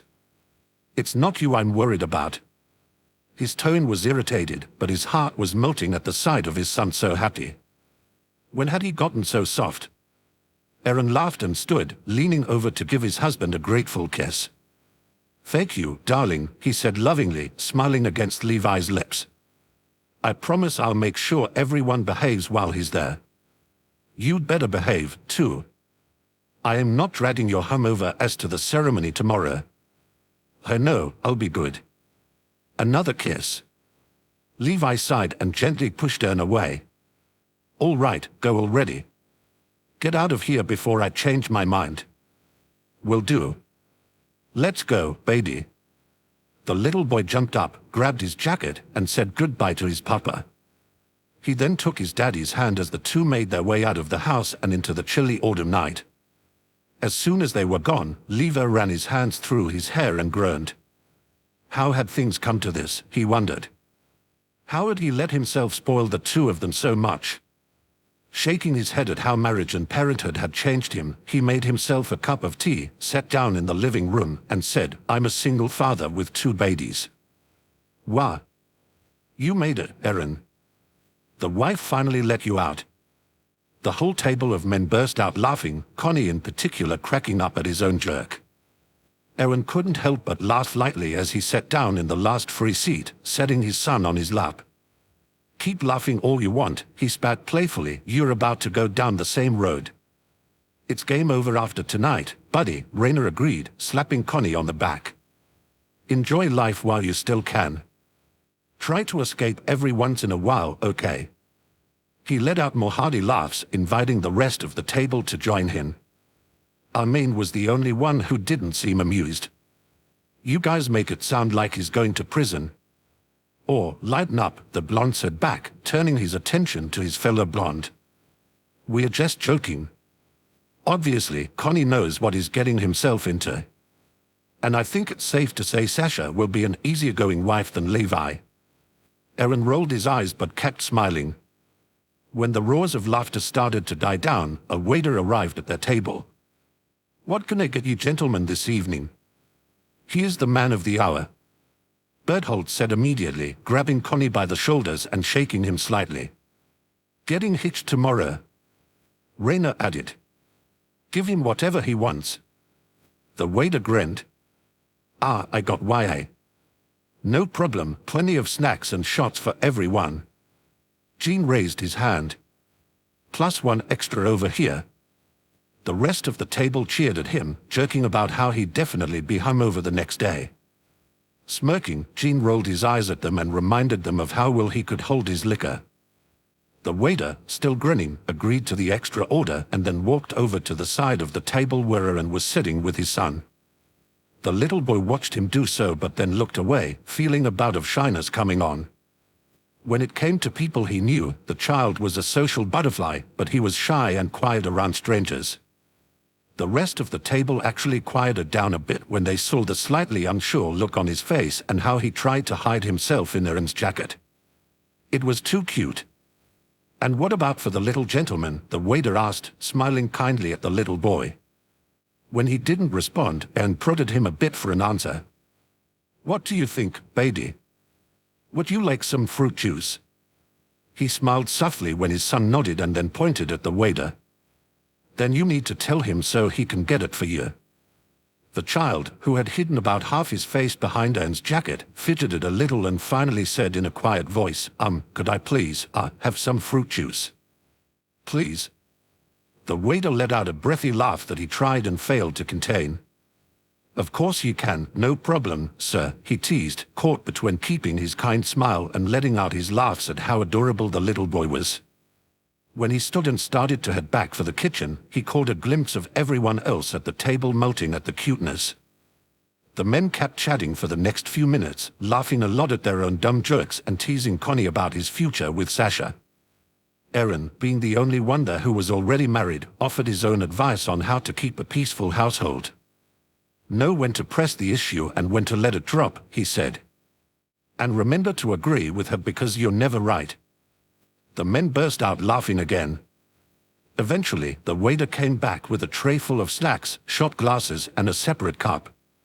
"Party time, gentlemen," he said as he set a shot down in front of each one, placing the requested two in front of Jane. Jean picked one glass up and set the other one aside.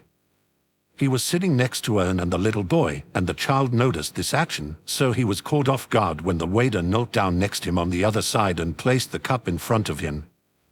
"And 1 cup of fruit juice for the little gentleman." The child jumped a bit and immediately grabbed onto his daddy's jacket for support, but he somehow was able to muster up the courage to say thank you. He smiled sweetly at the waiter, who just smiled back. "No problem," he said as he got up and walked away. "I'll put it on your tab." To which the men burst out laughing again. The little boy didn't see what was so funny though, so he just brought the cup to his lips and started drinking. Eren watched all this with an amused grin and then held up his glass. "All right, everyone," to Connie and Sasha. The rest picked up their glasses. "To Connie and Sasha. To many happy, healthy years," Eren added, and he knocked the drink back, prompting everyone else to do the same. Connie let out a woo as soon as he swallowed the alcohol. "Oh man, that's good." He then started cracking up at the twisted face Armin made, as he obviously didn't find the liquor as delicious. The blonde hastily grabbed a roll and shoved it in his mouth to sop up the strong liquid, prompting everyone else at the table to laugh. Even the little boy in Eren's lap giggled. But he also noticed something while everyone else was distracted. "Uncle Jane," he said, tugging on the man's sleeve. "Why did you order 2 drinks if you're not going to drink the second one?" Jean's eyes widened a bit at the question, and he was thankful that nearly everyone else at the table was still preoccupied with Armin's reaction to the shot. Only Eren had also heard the question, and the brunette gave Jean a surprisingly supportive smile. Jean gave a small smile back and sighed. "That's because it's not for me," he explained to the little boy. "It's for my best friend, my guardian angel." The child tilted his head. "Guardian angel?" Jean nodded. "I have a guardian angel watching over me and protecting me, so I order him a drink every time I go out to thank him." The boy was quiet for a few moments, contemplating this. "How do you know that?" he asked thoughtfully. "Have you ever seen him?" Jean grinned. "I used to see him a lot, but I don't anymore. I still know he's there though, because he's saved me from titans many times. Every time I'm about to get hurt, someone lifts me up out of harm's way, higher than the 3D maneuver gear could ever take me. To do that, you need wings. Thus, it's gotta be my guardian angel." The answer seemed to satisfy the child's question and spark his imagination, because he suddenly smiled wide and his eyes brightened. "That's so cool," he squealed, clutching his cup in his little hands. "Does he have a name?" "Marker." "Well, do you want to hear a story about him?" Tell me." Eren nodded at Jane, signaling that it was okay, and the light-haired man nodded back. "Okay then, this one time. The expedition was going unusually well. We had managed to kill several Titans in record time with minimal casualties. For once, the Survey Corps really had things under control. I was the one to make the mistake. I got cocky. We were supposed to keep our wits about us, and we were supposed to stay on guard, but I, of course, had to go and be an idiot and think things were perfectly fine. How wrong I was. The Titans seemed to come out of nowhere, but now I know that, if I had been paying attention, I would have seen them coming. I saw Sasha and Historia pointing behind me and beginning to scream to get my attention, but it was too late. A 15-meter class Titan jumped out from the trees and grabbed onto my leg. I cried out and sliced one of my blades against its fingers, but I was in too much of a panic to get a clean cut right through them. Mikasa was underneath me, and she maneuvered herself upwards to help me out, but another Titan, a 7-meter class, appeared near her, blocking her path to me. I tried slashing the blades again, and I got a better cut this time, enough to let me wiggle out of the Titan's grasp before it could bring me too close to its mouth. I fired my gear at another tree to pull myself out of the way, but, just my luck, another 15 class appeared and reached for me. What happened next happened so fast that I don't even remember it that well. All of a sudden, I was floating high above the Titans' heads and soaring out of harm's way. I looked down and saw that the maneuver gear was still in place, so I couldn't figure out how I had managed to get up so high. It didn't matter though. Below me, Levi killed the 7-meter class that had come after Mikasa, allowing her to find her way to the second 15-meter class one's neck. She got a clean cut just as Levi jumped up and killed the first 15 class one. By the time I made my way back down, the bodies were already burning up. I was so thankful to get my feet back on a steady tree branch, and I breathed heavily to try to calm myself. "Jean," Armin called from below. "Are you okay?" "Yeah." I nodded and shakily jumped back down to the ground, where the blonde was guiding my horse back to me. "Kirstein." My head shot up, and my wide eyes looked into Owen's narrow, angry ones. I swallowed hard and choked out, sir."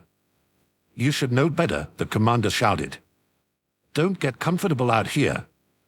You're lucky you managed to escape. Someone up there must really love you." I inhaled a sharp breath and nodded. "Yes, sir, my apologies." I then mounted my horse and followed the rest of the group out of the area and back towards the walls. I was uneasy the entire way back there. At the time, I figured it was just due to my shaken nerves, but I also felt like there was someone behind me. I kept looking back but saw no one, not even any Titans in the far distance. Trying to shake the feeling off, I looked ahead and kept following the group. Suddenly, I felt arms around my waist. I jerked forward and looked over my shoulder again, but nothing was behind me. "It's okay." My head shot straight forward, but no one was speaking to me.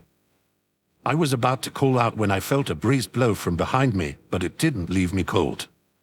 No, if nothing else, it left me feeling warm. And safe. "I got you."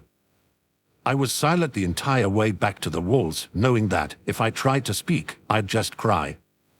There was only one word that managed to escape my lips as my horse galloped forward. "Marker." The child suddenly jumped out of Eren's lap and climbed up into Jane's, wrapping his little arms around the man's waist. He snuggled up against his chest and said, "I'm glad you're safe, Uncle Jane. I'd be sad if something bad happened to you." Jean smiled lightly. After that, I never got cocky out on an expedition again, so Marco saved me in a second way, too. Thank you, Guardian Angel Marco. And that wasn't the only time. He saved me many other times. Maybe I'll tell you some more another time. The little boy looked up at Jane with a big smile. "Tell me now." A new voice interrupted them. "No, that's enough for tonight." Everyone looked up to see Levi standing between where Eren and Jean were sitting. The little boy looked up and frowned sadly. "Oh, Papa, can't I stay?" Levi shook his head. "Absolutely not, you're done for the night. I let you go out, and now it's way past your bedtime. Remember our deal?" The child was about to protest when he suddenly remembered the deal he had made. Still frowning, he detached himself from Jane and reached up for his papa. Levi took him in his arms and nodded, satisfied. Good boy. Say good night. The child did as he was told and waved to everyone at the table, who waved back. See you tomorrow, little buddy, Jean said, patting the little boy on the head. Bye-bye, Uncle Jane. Levi turned to Anne. Don't stay up too late, he reminded him. Eren nodded back at him. I know, I promise. He then also patted his son on the head. Can I get a good night kiss, baby? And he smiled when Levi leaned over so their son could plant a kiss on Eren's cheek. All right, that's enough, Levi finally finished. Let's go, good night. And he promptly left the restaurant with his son in his arms. Connie grinned as he watched them leave. Oh yeah, he said, Sasha and I are definitely having kids. A few minutes into the walk back home, Levi spoke. Did you have a good time? The child nodded, resting his head against his papa's shoulder. I had fruit juice, and Uncle Jean told me a story about his guardian angel named Marco. Levi let a tiny smile form on his lips. Did he now? The little boy nodded again and then yawned. He hadn't noticed while he was at the restaurant, but he was actually quite tired. Bedtime was starting to sound good to him. He said that Marco has saved his life a lot, he murmured quietly, rubbing his eyes with his little fist. Papa, do we have angels watching over us? Levi was about to respond when a gust of wind suddenly blew from behind. He stopped, gasped a little, and turned, but all he saw were the swirling autumn leaves gently falling to the ground. What really surprised him though was how the wind made him feel. Autumn air was chilly, but he found himself feeling warm and comforted. He looked down at his son, who had a sweet smile on his face as he snuggled up closer to his papa's chest. Papa, the little boy said drowsily, it feels like a bunch of people are hugging me. And Levi couldn't deny that he felt the same. He nodded and placed a kiss on the child's head. Those are our guardian angels, he said. They watch over you and me. Daddy has one, too. She watches over him and you.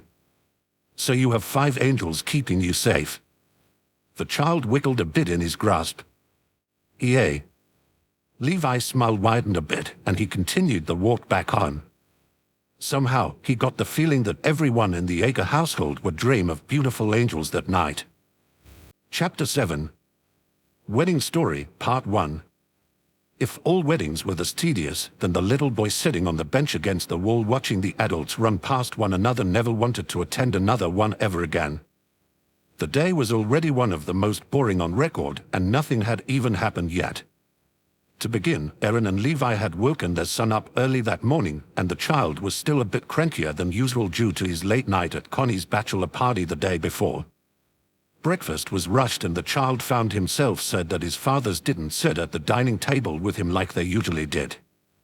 As soon as he had finished his meal, Levi had washed him thoroughly from head to toe despite the fact that he had had a bath the night before. When dry, Eren had dressed him in stiff, restricting clothes that, yes, looked nice, but weren't all that comfortable. And he hadn't even been dressed in the whole outfit yet. When all 3 had been fed, cleaned, and dressed, they all quickly ran to the building where the ceremony and reception for Connie and Sasha would be taking place. And now there was even more prep to do. The rest of the men hadn't been as clean and proper as the men of the Yeager family, so Levi had ordered all of them to wash and dress again, including the groom.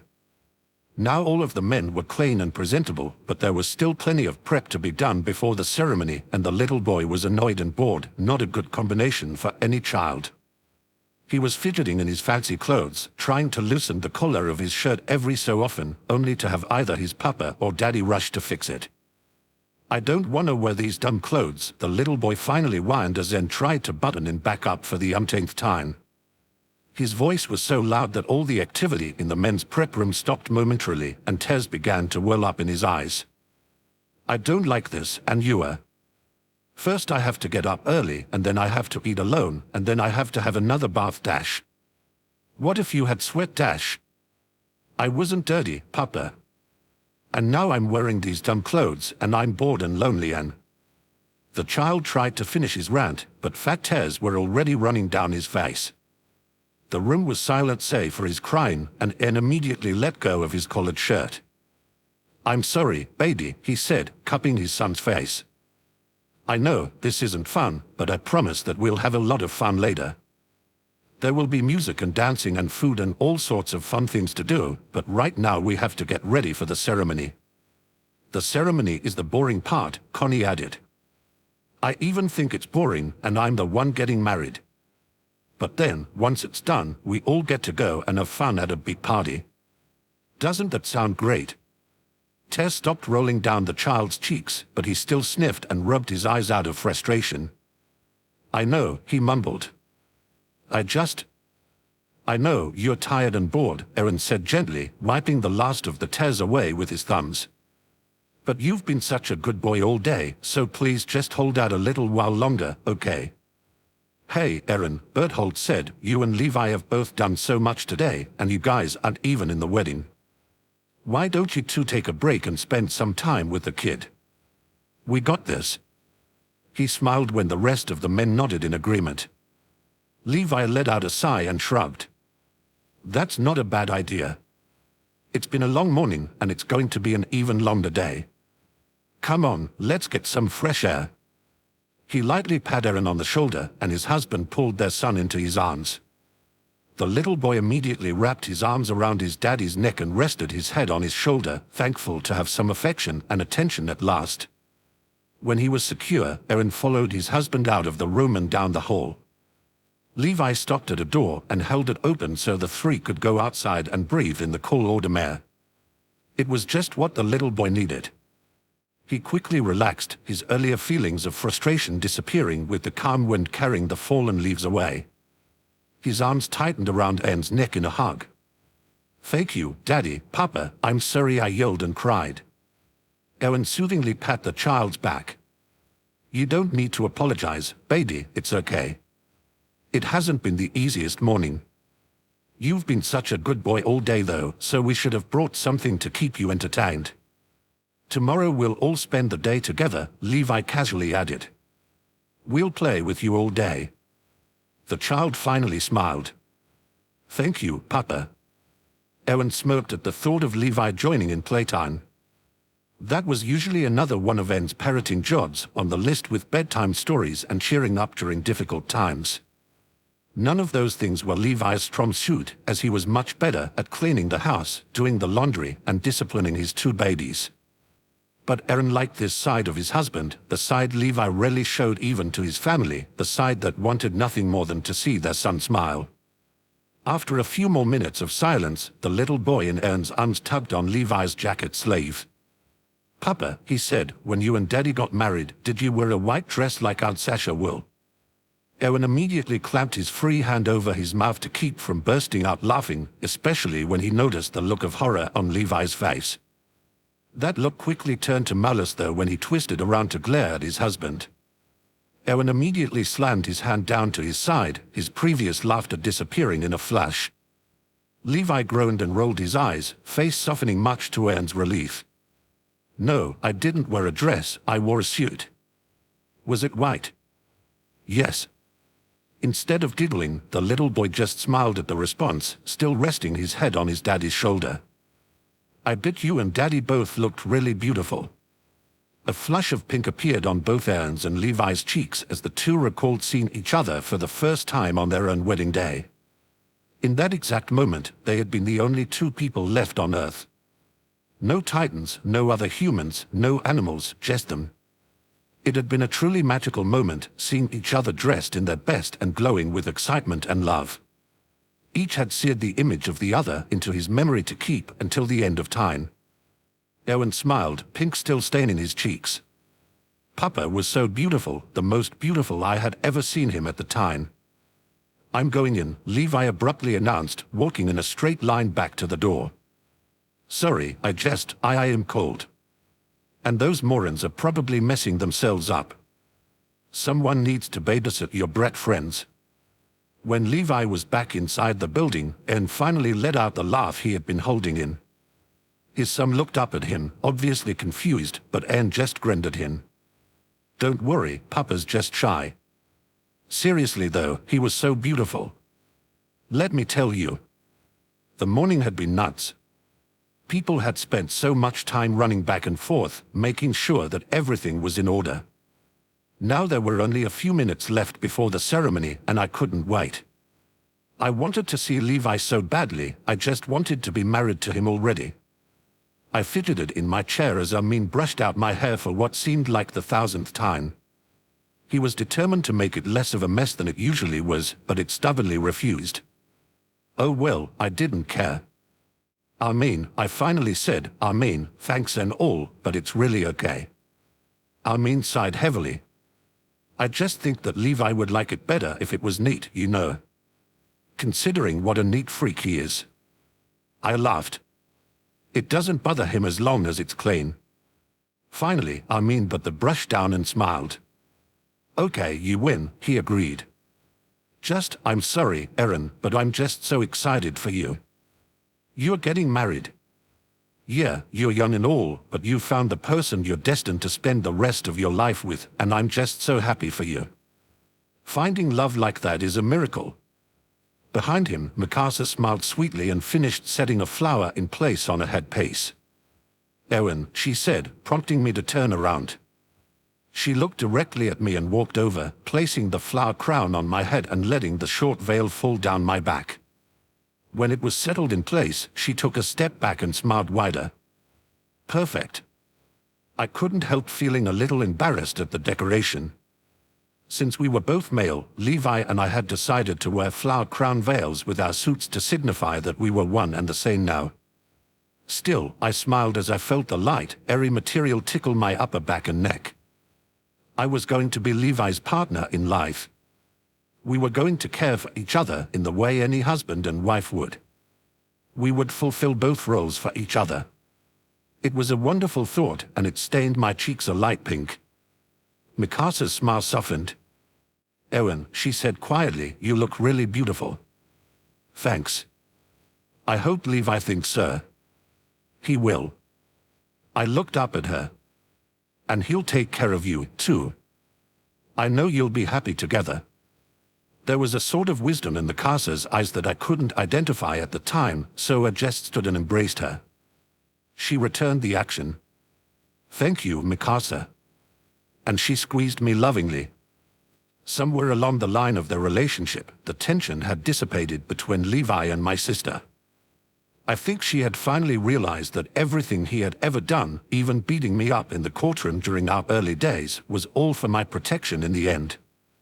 I didn't know for sure though, and I still don't know exactly what changed their relationship. I wasn't going to question it though. They were getting along, and that was all that mattered. A knock at the door broke us up. Eren, came Owen's voice, it's time. I exhaled a deep breath and grinned at Armin and Mikasa. Here we go. And, with that, I closed my eyes and let them guide me out of the room. I heard Owen join us and murmur something about how nice I looked. I wasn't really paying attention because I could only think about Levi and how I was about to marry him. I couldn't wipe the gigantic, stupid smile off my face. My expression probably made me look like a titan, but I didn't care. I just kept walking forward until I felt Mikasa hold me still, preventing me from taking another step. My heart started drumming in my chest. Oh God, Levi was right in front of me. I squeezed my eyes shut for fear of opening them too quickly. I heard Owen laugh and direct Armin, Mikasa, and Hanji, who must have led Levi up there, into another room. He then said, all right, you two, open your eyes when you hear the door close. I sucked in a breath and heard Levi's hitch. Owen just chuckled quietly and slowly eased the door shut. The moment I heard it click, my eyes flew open, and I immediately brought my hands up to my face to hide my blushing cheeks, overly goofy smile, and teary eyes. Levi was the most beautiful I had ever seen him. He wore a crisp, clean, white suit and tie with a black button-down shirt, just like we had agreed. It was tailored to him perfectly, hugging every curve and showing off his hard-earned physique. His skin was porcelain smooth, though his cheeks were a rosy pink, and I suddenly realized that he was smiling wide and also had his hands up to his mouth in an attempt to hide his joyful expression. His gray eyes were glossy and shining to the point that I thought they were made of silver. His jet black hair was silky as ever, kept in place by a sweet, delicate crown of white flowers, the same as mine, complete with a short veil dangling down his back. I lost it. I broke down crying and embraced him, to which he returned the gesture. He clutched at my arms and shoulders and wrapped my arms around his waist. Oh God, this creature of perfect was about to become my husband. The thought alone was enough to make me bawl. "Hey, stop it," he said gently, looking up at me and brushing my tears away. "Enough, you'll stain your suit."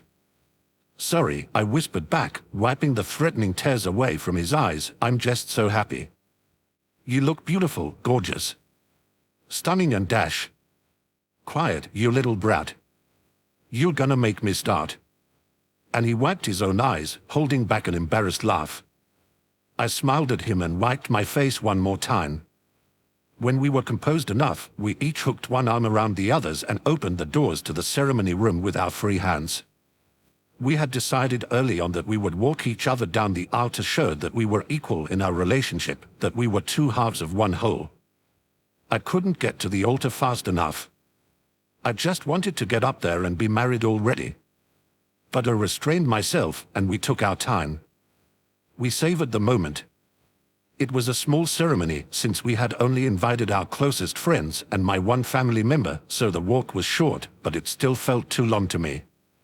Finally, we made it up to the altar and unlinked our arms so we could join hands.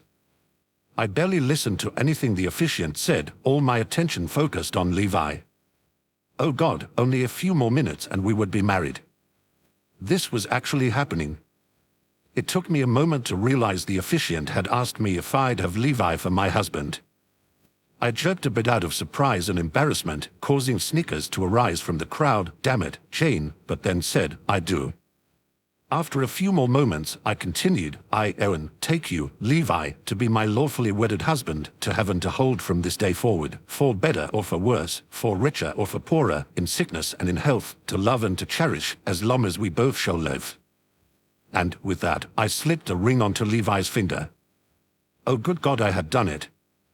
I had said my vows. Levi said his own vows and slipped a ring onto my finger, but I was so deliriously happy and drunk on euphoria that I barely registered it. My knees were growing weak, and I was shaking. I hoped that Levi didn't notice my sweaty palms, but I think he did because he smirked up at me, silently calling me a little brat. It was a term of endearment nowadays, though, and I accepted his jab as my hands tightened around his, and he squeezed back. Eren and Levi, the officiant finished with a smile, in so much as the two of you have agreed to live together in matrimony, have promised your commitment to each other by these vows, the joining of your hands, and the giving of these rings, by the authority vested in me by the king, I now pronounce you married. You may seal your vows with a kiss. And we did. Oh, we did. The crowd around us exploded with cheers and applause, but I couldn't hear any of it.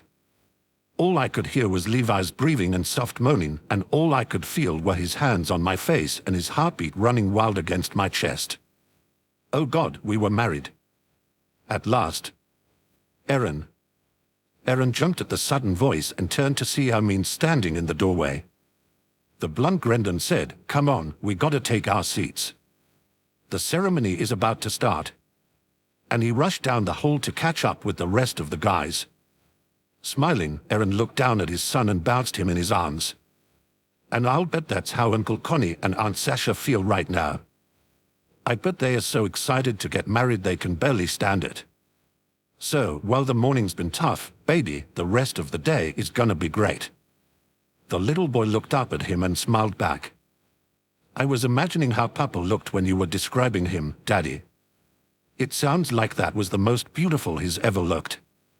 Eren's smile softened and he pressed his lips against the child's head, burying his nose in that same silky, black hair that belonged to his beloved husband.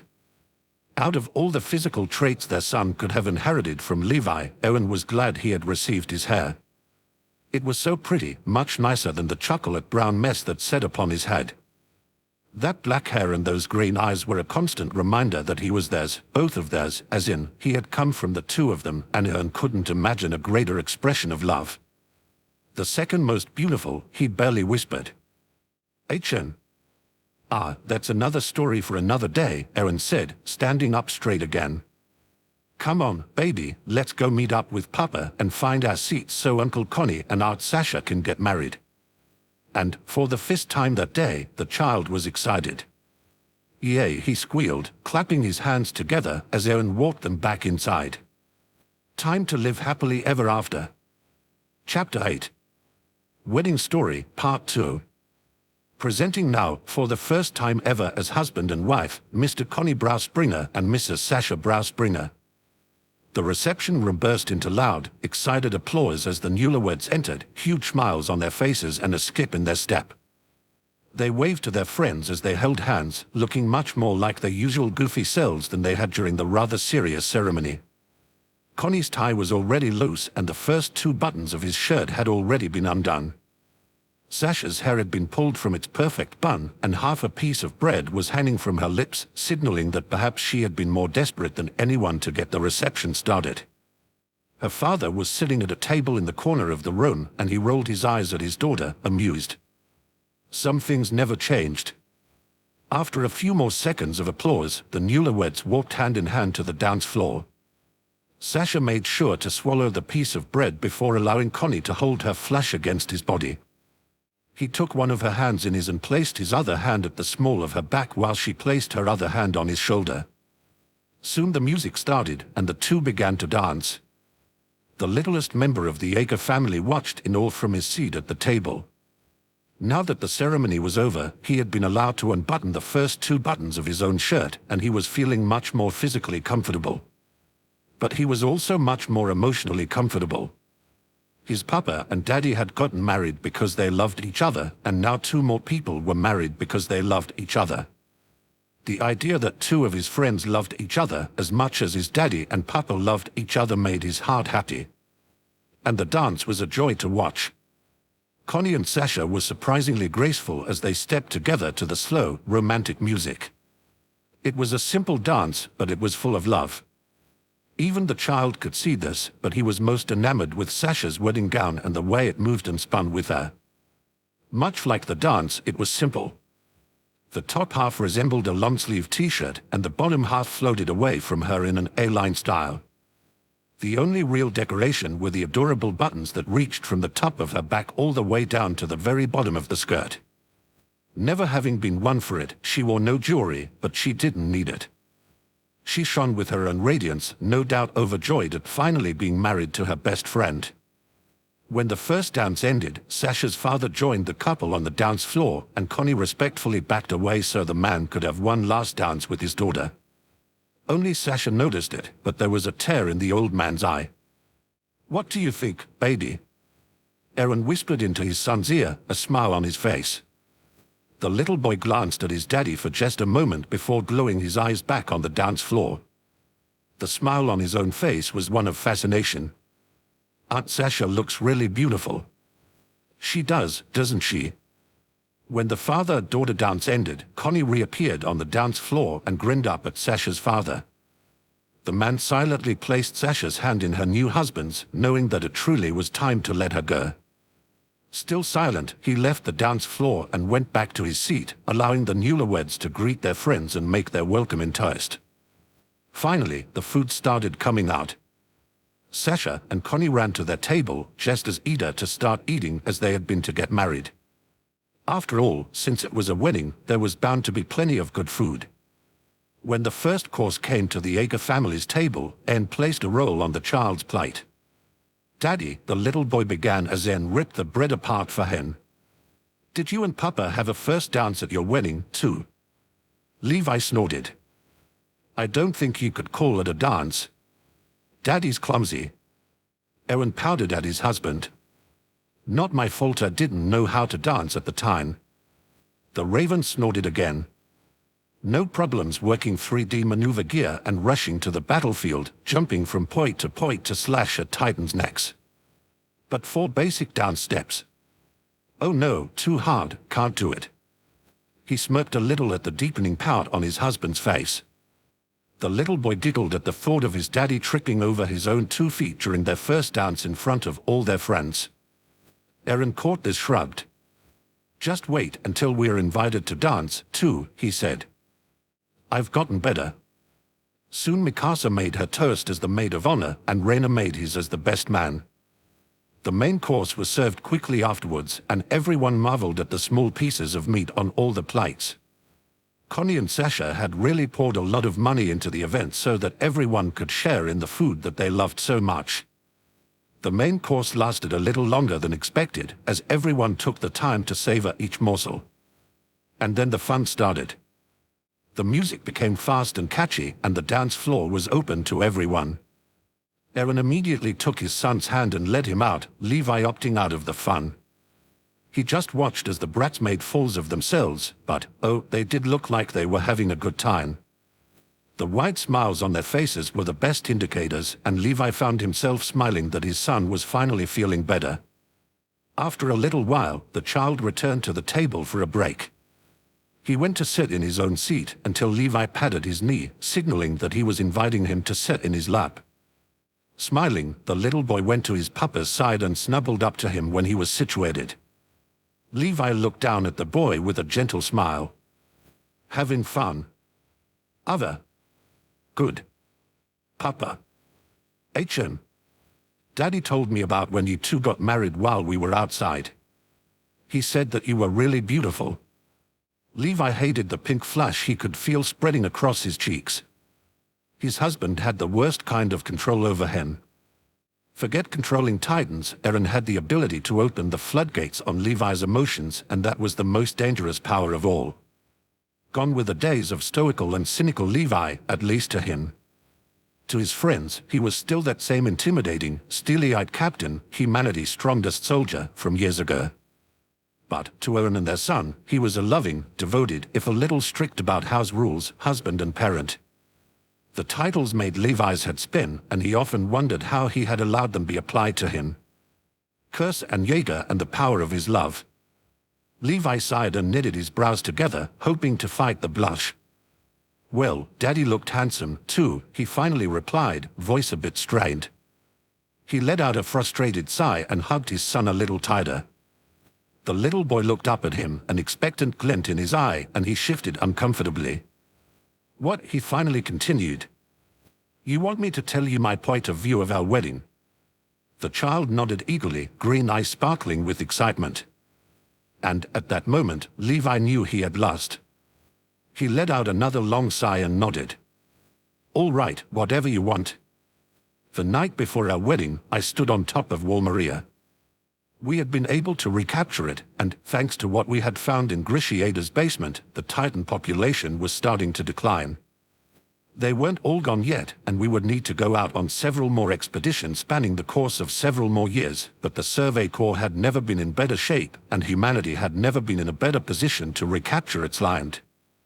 It was the perfect time to get married, to look forward to and be excited about the future. All I could think about was all that unexplored territory, and how Eren was the only person I wanted to explore it with. Also, I had to admit, I wanted to know what this ocean looked like. Nervous. I turned and saw none other than Mikasa Ackerman standing behind me, gear strapped on and a smile on her face. I shrugged. Not really. Just wanted to look out here. We stood in a comfortable silence for a long time, just staring out at the unknown world together. Since it was nighttime, there were no titans roaming about, so we felt secure, as if we humans were actually in control of the land. A great feeling really, but still a dream for the time. Eventually, Mikasa spoke. I know you'll protect Eren. I glanced at her, silently questioning her statement. How did she know that for a fact? I had beaten the crap out of him in front of her, in front of all the high-ranking officers in the Survey Corps, the garrison, and the military police, including the people who managed all three branches. Had Nermeen once mentioned that she had threatened to kill me if I laid another finger on her bready brother. I was curious as to why she suddenly felt as though I would protect him. She looked at me knowingly and said, "You and I have experienced the pain of losing people we love. That was why I put so much energy into protecting Eren when we were kids." I rolled my eyes. "I'm sure he gave you a workout, the little dumbass." She cracked a smirk. "Yeah, but you know what that's like, too. How many times have you saved him?" And then I realized what she was saying. Both of us had lost many of the people most important to us. For her, Eren was her only family left in the entire world. For me, he was the symbol of a new family, and she would be getting a new family out of our marriage, too. But, most importantly, she knew I would protect him because I, too, had lost too many other people. I placed my fist over my heart in a salute. And I'll continue to save him every time he screws up. She was grinning now, and she returned the gesture. Good luck keeping up. The next day, I dressed myself, not trusting Hanji or Owen to arrange my outfit properly. I only asked Owen for his opinion on how I looked, and he nodded in satisfaction. Hanji fixed my flower crown so it was sitting snugly on my head without ruining my hair. She had this stupid grin on her face, like she was the one getting married. I couldn't smile. While my meeting with Mikasa the night before had been reassuring, it had also reminded me too much of all the people I had lost. I had my head down as Hanji arranged my hair, and when she asked me to look up, I couldn't stop the words spilling from my lips as my eyes met hers. I wish Petra, Oruo, Ereri, Gunther, and Mike could be here. Her smile disappeared. She brought her hands back to herself and looked at me as though she was about to cry. Letting out a sigh, she finally spoke, "I do, too." Those were the last words we spoke to one another before the ceremony. Owen left the room to fetch Eren, and Hanji led me outside the ceremony space to wait for him. I wanted to cry the entire time, but the tears wouldn't come. And then I heard footsteps and I realized that Eren was standing in front of me. Owen laughed quietly and directed Hanji, Armain, and Mikasa. I assumed that the two of them had been fixing the bread up into the ceremony space. He followed shortly after and said, "All right, you two, open your eyes when you hear the door close." My breath itched and I heard Eren suck a breath in.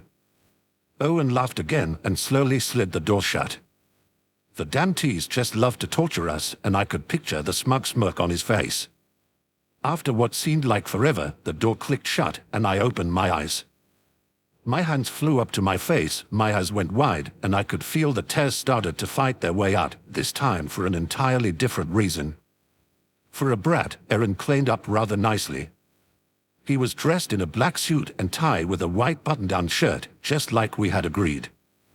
He had already had a massive growth spurt, hitting 6 feet 1 inch with no signs of slowing down, and the suit made him look even taller and leaner, but, height difference be damned, he looked gorgeous. A crown made of white flowers complete with a veil that matched mine adorned his head. His chocolate brown hair had been tousled to perfection, and his eyes were bright and glossy. Oh God, I hadn't thought his eyes could be any more beautiful than they already were, but I had been dead wrong. At that moment, I thought that, if the ocean was a body of water so massive no human could see its end, I wanted its water to be the same color as Eren's eyes, the most beautiful color that could ever be. It took me a moment to realize that tears were freely flowing from those incredible eyes. "Hey, stop it," I said, brushing his tears away. "Enough, you'll stain your suit." "Sorry," he whispered back, wiping the threatening tears away from my eyes. "I'm just so happy. You look beautiful, gorgeous. Stunning and dash." "Quiet, you little brat. You gonna make me start." I wiped my own eyes, holding back an embarrassed laugh. Why did he always have to say such wonderful things? The rest happened in something of a blur. I remember Eren taking my arm in his and the two of us walking down the aisle, but I don't remember anything else clearly until he said, "I do." When the officiant asked me if I'd have Eren as my husband, I repeated the words. I waited patiently for Eren to say his vows, and actually, he managed to get through them rather nicely. When he finished, the officiant prompted me to say the same. "I, Levi, take you, Eren, to be my lawfully wedded husband, to have and to hold from this day forward, for better or for worse, for richer or for poorer, in sickness and in health, to love and to cherish, as long as we both shall live." And I slipped a ring on his finger. He squeezed my hands in response, and oh God, they were disgustingly sweaty but in an endearing sort of way. I smiled up at him and gently squeezed back. Yes, I was happy, truly happy. The officiant's finalizing line was lust on me as Eren pulled me flush against him and into a breathtaking kiss, one that made my heart run wild. I think our friends were applauding, but I couldn't hear anything except for his quiet minds and my own blood rushing through my veins. We were married. At last. And I would protect Eren forever. Levi. Eren gently shook his husband's shoulder, smiling wide and slightly out of breath from all the dancing. Levi glanced up at him, snapping back to reality, and raised a brow. What is it? I was telling a very important story, in case you didn't notice. Eren laughed. You've been doing that a lot more lately. You taking my job, you know. You can tell me stories, too, Daddy. Eren let out another laugh and nodded. Thanks, baby. Anyway, Levi, Sasha, and Connie invited all the couples to dance with them. So, he held a hand out and bowed respectfully, still grinning like an idiot. May I have this dance? Levi rolled his eyes but couldn't stop the small smile appearing on his face. He set their son down in a free seat and said, "Be right back, baby, watch Daddy mess up." And, with that, he took Eren's hand, rose from his seat, and followed his husband to the dance floor. Eren wrapped an arm around his waist and took one of his hands in his free one. Levi comfortably rested his free hand on Eren's chest, since he couldn't reach his shoulder, and the two began to dance, completely lost in the music, the movement of their feet, and one another. Yes, Eren had improved since their own first dance, but the dance was still overly simple, a beginner's dance. Whatever, they hadn't had many chances to be romantic with one another since the birth of their child, so they savored the moment, Connie and Sasha, and Wimia and Historia sharing the floor with them. Their child, on the other hand, was much more interested in the people not on the dance floor. He glanced at Jane who, sure enough, had a full glass of wine next to his own half-finished glass on the table. It would be weird if he danced with Guardian Angel Marco since nobody can see him, the little boy mused, his eyes traveling over to Mikasa, who was too absorbed in watching the couples dance to care about the fact that she wasn't. He then glanced at Reyna and Berthold. While the blonde looked like he wanted to dance, the brunette next to him seemed way too embarrassed and nervous, so they had settled with just sitting closely next to each other. However, the person next to them was a different story. Annie seemed distracted, glancing away from the dance floor every so often. The child followed her momentary gazes, and they landed on none other than his uncle Armain. The blonde was too wrapped up in watching the couples dance, much like Mikasa, so he missed Annie's glances, but the little boy caught every single one of them. Without a moment to lose, he dashed to the table and prompted Armin to lean down. "HM. What is it, sweetheart?" the blonde asked. He listened to the child's whispered reply, and a blush spread across his face. "Really?" And he gulped when the little boy nodded. He glanced over at Annie, who quickly averted her gaze to the dance floor, mentally hoping he hadn't seen her. She wasn't prepared when he shakily walked over to her and asked her to dance. Satisfied with his work at seeing the two blondes walk out to the dance floor, the child walked over to Reyna and Berthold, who stared at him in awed surprise. The little boy just grinned and said, "Maybe Uncle Armin and Aunt Annie will get married next." It certainly didn't help that Annie caught the bouquet. Eren and Levi walked home hand in hand that night, their child already peacefully asleep in Eren's arms. The night was quiet and a little chilly, and the moon was full, casting a pale glow on the earth. A perfect wedding night, really. It actually reminded Levi of his own wedding night, and he was thankful it was so dark that Eren couldn't see the blush spreading across his face. If their wedding had been great, their wedding night had been amazing. "Were you telling him about our wedding?" Levi poked up at his husband's voice and looked up at him, just able to make out the soft smile on his face. He sighed and nodded. "Yeah," he said, "he told him about it, so he wanted to hear about it from my point of view. They're inside, too. He's growing up too fast." "Shut up, brat, don't remind me. Remember, we promised we'd play with him all day tomorrow. Don't remind me of that either. You were the one who promised it." "Daddy." "Oh crap," Eren whispered, detaching the hand holding Levi's so he could rub his son's back, lulling him back to sleep. "Sorry, baby, I didn't mean to wake you," he said gently. "Go back to sleep." The little boy nodded and rested his head back on his daddy's shoulder. I was imagining how you looked when you married Papa, he mumbled drowsily, already falling back into unconsciousness. Really beautiful. And he was suddenly asleep again. Eren let out a sigh of relief and brought his hand back down to Levi's.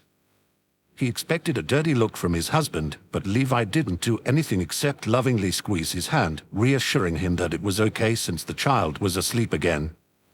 Daddy was indeed beautiful at our wedding, but he was more beautiful another time, he thought as they finally approached their home. But that was another story for another day. First, sleep. Next, playtime. Chapter 9. Playtime story. I have to get out of here. I have to run, but I don't know where to run to. I have to escape, but I don't know any safe places nearby. I have to survive, but I don't know how long I can last. I start running the best I can. My legs are trembling and I often stumble, but I don't stop. There are many obstacles in my way, blocking my path and making it more difficult to traverse.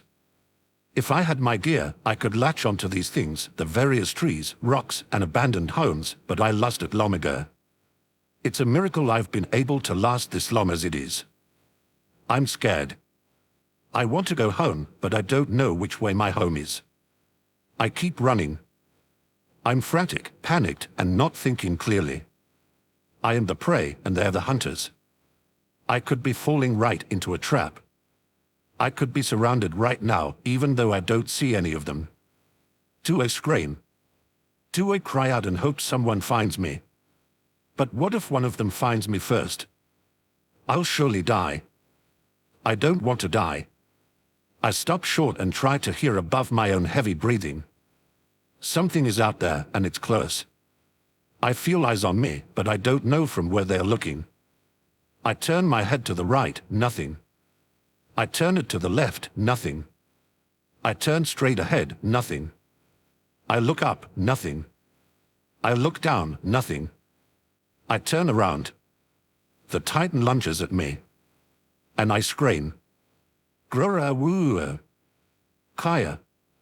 Eren swooped down and grabbed his son in his big hands, immediately hoisting the squirming, still screaming child in the air. He suddenly hugged the little boy against him and moved his fingers all over the little body, causing the child to burst out laughing in between his loud squealing. Eren then opened his mouth, covered his teeth with his lips, and started alternating between kissing and nipping gently at the little boy's face. Nom, he growled playfully. Yummy. Yummy, yummy little human baby. Ick. No, the little boy squealed, laughing hysterically while trying to escape his daddy's clutches. Eventually, Eren loosened his grip on the child, and the little boy wriggled his way out of his grasp. The child fell onto his little bed, immediately jumped up, and ran out of his room and down the stairs, still screaming joyfully. He turned the corner into the kitchen, where Levi was walking in through the back door with a fresh basket of clean laundry. When he saw the boy running at him, the man set the basket on the floor and held his foot out. His son tripped and fell face first into the white, fluffy sheets, effectively shutting him up and stopping the escape run at the same time. Levi sighed, satisfied. Man, I am getting good at this parent thing. The little boy lifted his head, cheeks flushed pink, breath heavy, and mouth smiling. Hi, Papa. Let me guess, the tickle titan got you again. Other. Levi sighed a second time, this time not so satisfied. Instead, he was more than a little annoyed. The day after Connie and Sasha's wedding, he and Eren had played with their son for the whole day, as promised. Playtime had started out simple enough with building a replica of Walmaria with blocks, playing house with rad dolls, and going outside to kick and throw a bouncy ball around, but it had gone downhill for Levi the moment Eren had decided that it was time to play Survey Corps Expedition. In what was probably humanity's greatest example of dramatic irony ever, he had taken on the role of the Tickle Titan, and it was up to Levi and their son to slay him or face his ticklish wrath of hugs and kisses. Levi had rolled his eyes and glared at him in the most unamused, unimpressed way ever, as if to say, "Are you serious right now?" But the look of excitement and glee on his son's face had stopped him, and he had reluctantly agreed to play. Of course, he had put himself in harm's way immediately so that he could get Eden and not have to play anymore, but that was a minor detail. It had been 2 weeks since then though, and the game was starting to wear thin on Levi's nerves. He was close to asking Reed, ordering his husband and son to stop, but their child was dead set on slaying the menace plaguing their house. And Levi knew that there was only one thing to do. "All right, that's it," he said roughly, placing his hands on his hips and staring his son down. "Attention, Soldier." The child knew that voice. It was his papa's, business voice, and he immediately stood up straight. "Yes, Papa." "That's no way to greet your captain, soldier." Levi shouted in the gentlest tone he could manage while still keeping a sense of authority about him. "When your captain demands your attention, you salute him and say, 'Sir.' Now do it." "Sir," the little boy said back, placing his fist over his heart in a perfect military salute, as it had clicked in his mind that this was part of the game. Levi nodded. "Much better. Now then, Soldier, I don't know about you, but I've had enough of this tickle titan. It's time the human race took this house back from the enemy. You and I will go on a special mission to defeat this monster and give humanity its next glorious victory. Do you accept?" The child grinned and nodded excitedly. "Yes, sir." "Very good. Now then, let's get suited up and head out." "Yes, sir," the child repeated, following behind as his papa picked up the laundry basket and walked out of the kitchen. Levi led him upstairs to the master bedroom, where he patiently stood in the doorway as his papa set the clean sheets down on the unmade bed, sighing. Making the bed would have to wait. He then walked across the hall to the child's bedroom, but the little boy stayed put. "That's where I was attacked," he said. Levi nodded once and cautiously opened the door, glancing about the room for any sign of his husband, but Eren wasn't there. "Ah, he must have snuck out while we were downstairs," Levi thought, entering the room and opening the closet. He pulled a few various clothes from the hangers and then returned to his own bedroom, presenting them to his son. "Put these on," he said. "A soldier must be in uniform when on a mission." "Yes, sir," the little boy replied, turning around and observing the clothes in his hands. There was a brown jacket, a pair of lightly colored pants, a belt, and his rain boots.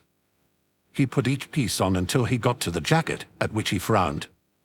He then turned and went to say something, but he stopped when he saw that his papa was suddenly wearing his Survey Corps uniform, complete with his jacket and harness, his casual clothes neatly folded on the unmade bed.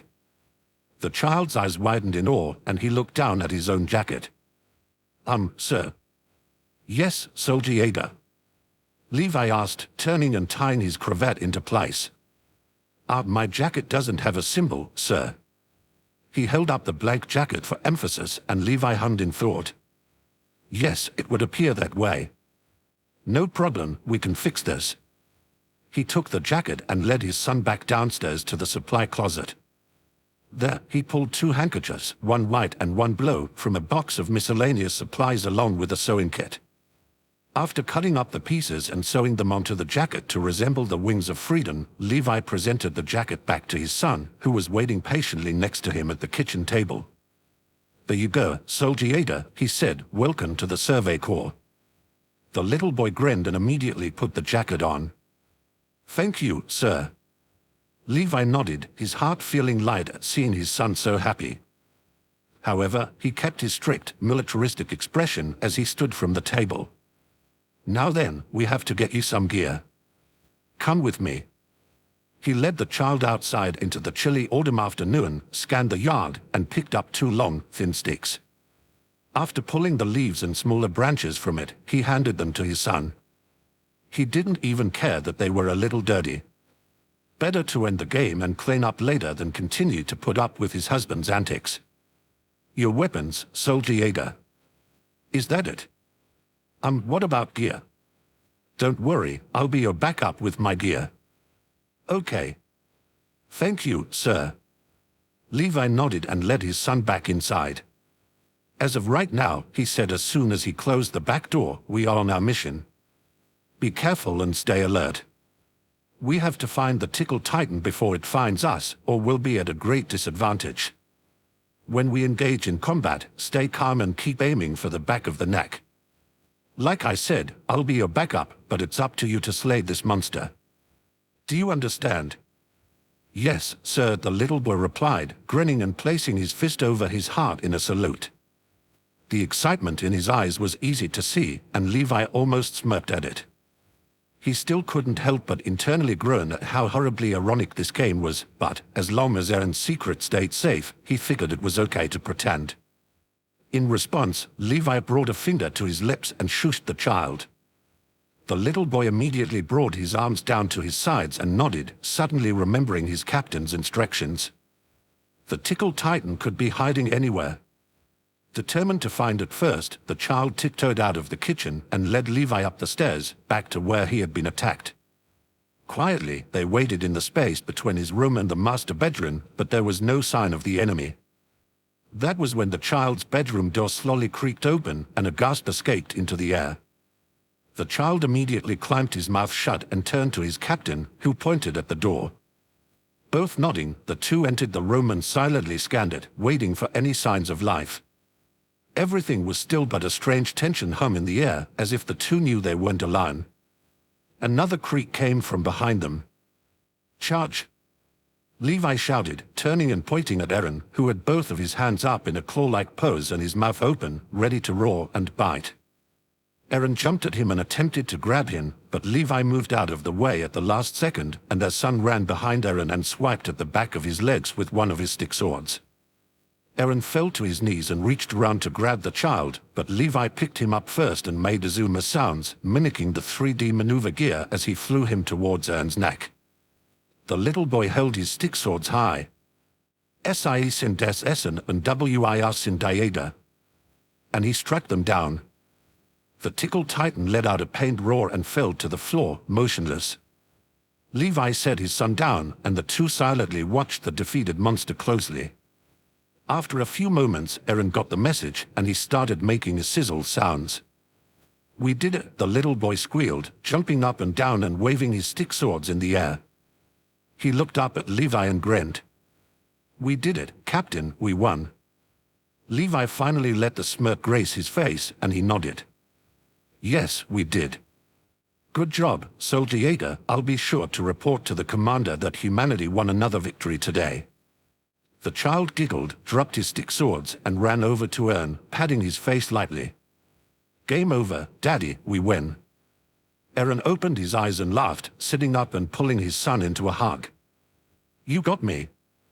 Good job, baby, you're a natural."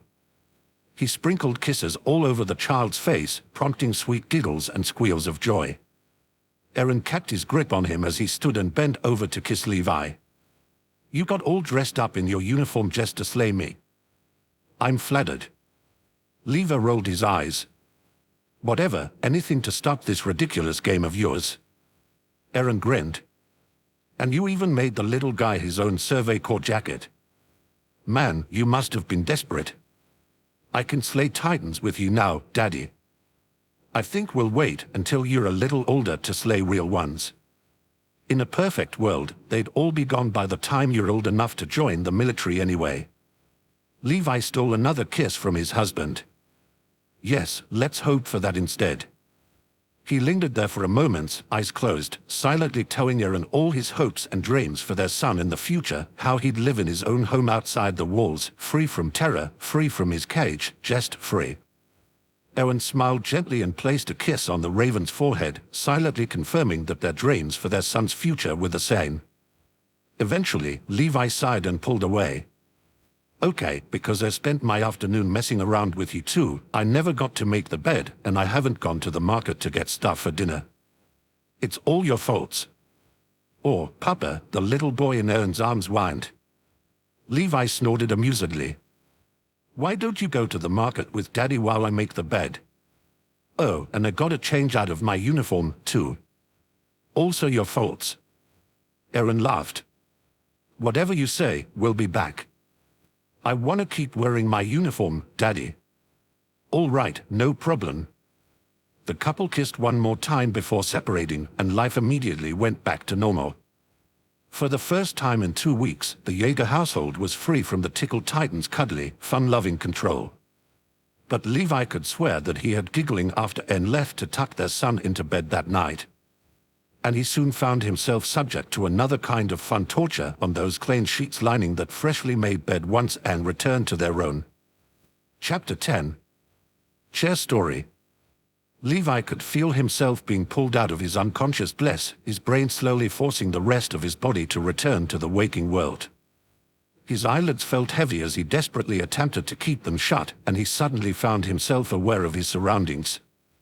He instinctively knew that it was far too early to be awake, even for soldiers, as the room was dark. He recognized his and Eren's king-sized bed with its fluffy pillows and soft sheets, so at least the material world was familiar. He then registered his husband rolling over and the mattress moving with him, causing his tired eyes to surrender and finally open. Eren yawned loudly while a low groan escaped from Levi's throat. What in the world could have? And then they heard it. A whimper. No, more like crying. Not crying, wailing. Loud, hysterical wailing. Their parental instincts suddenly kicked in, and Eren and Levi sprang from their bed, both now fully awake and alert. Eren quickly lit a candle in a tray, and the two ran across the hall into their son's bedroom.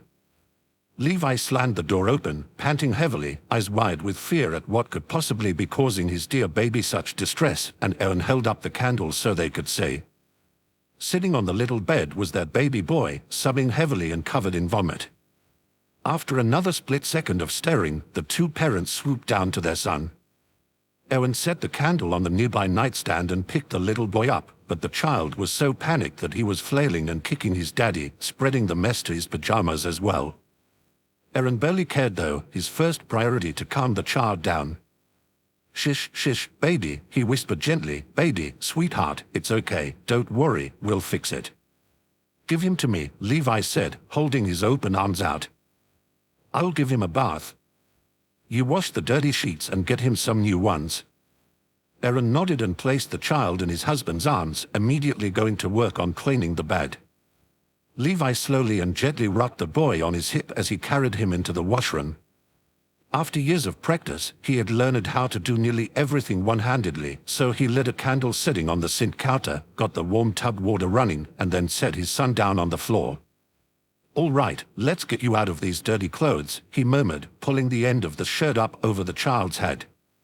He was thankful that the sobs had started to calm a little bit, but his heart still broke at the sight of his baby in tears. He gently peeled the pajama pants and underwear off and threw them into a nearby basket before dipping his little boy into the full tub. There we go, he said, now let's clean you up. He took a washcloth, lathered it up with plenty of soap, and started wiping the mess away, along with the last of the child's cries. They stayed like that for a few minutes, Levi making sure to wash everywhere from top to bottom. The thought of his child being sick made him feel sick, so he eventually said, "What happened, baby, do you remember?" The little boy sniffed pathetically and dropped his head, fresh tears starting to form in his eyes. I don't know, Papa, I woke up and felt kinda yucky, and I was gonna come get you, but... Levi nodded. Okay, I understand. Do you still feel bad? Not really, just sad. Levi paused in his washing to press his hand against the child's forehead and then checked his eyes, ears, nose and mouth.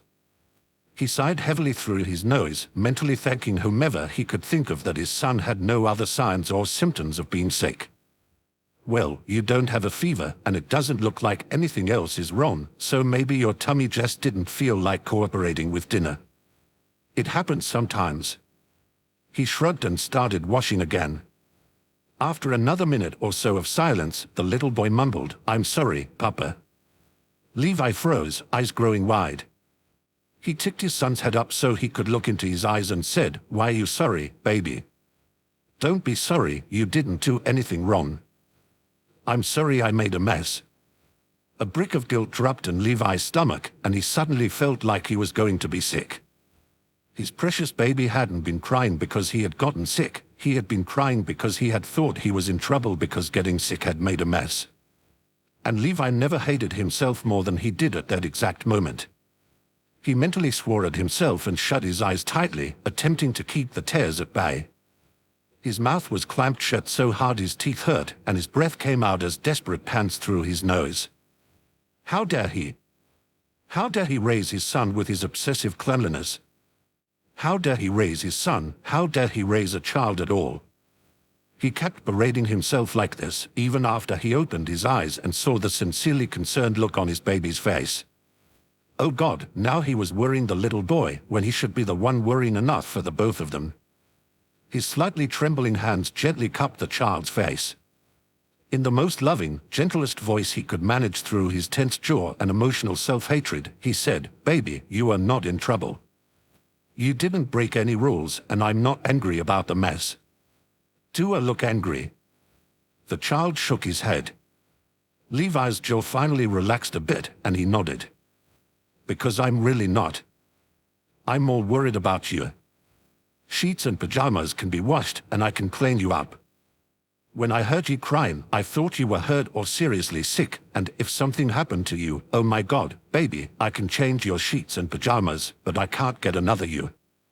With no regard for the water splashing out of the tub, he leaned over and hugged the little boy tightly, hoping he could convey all his love in the action.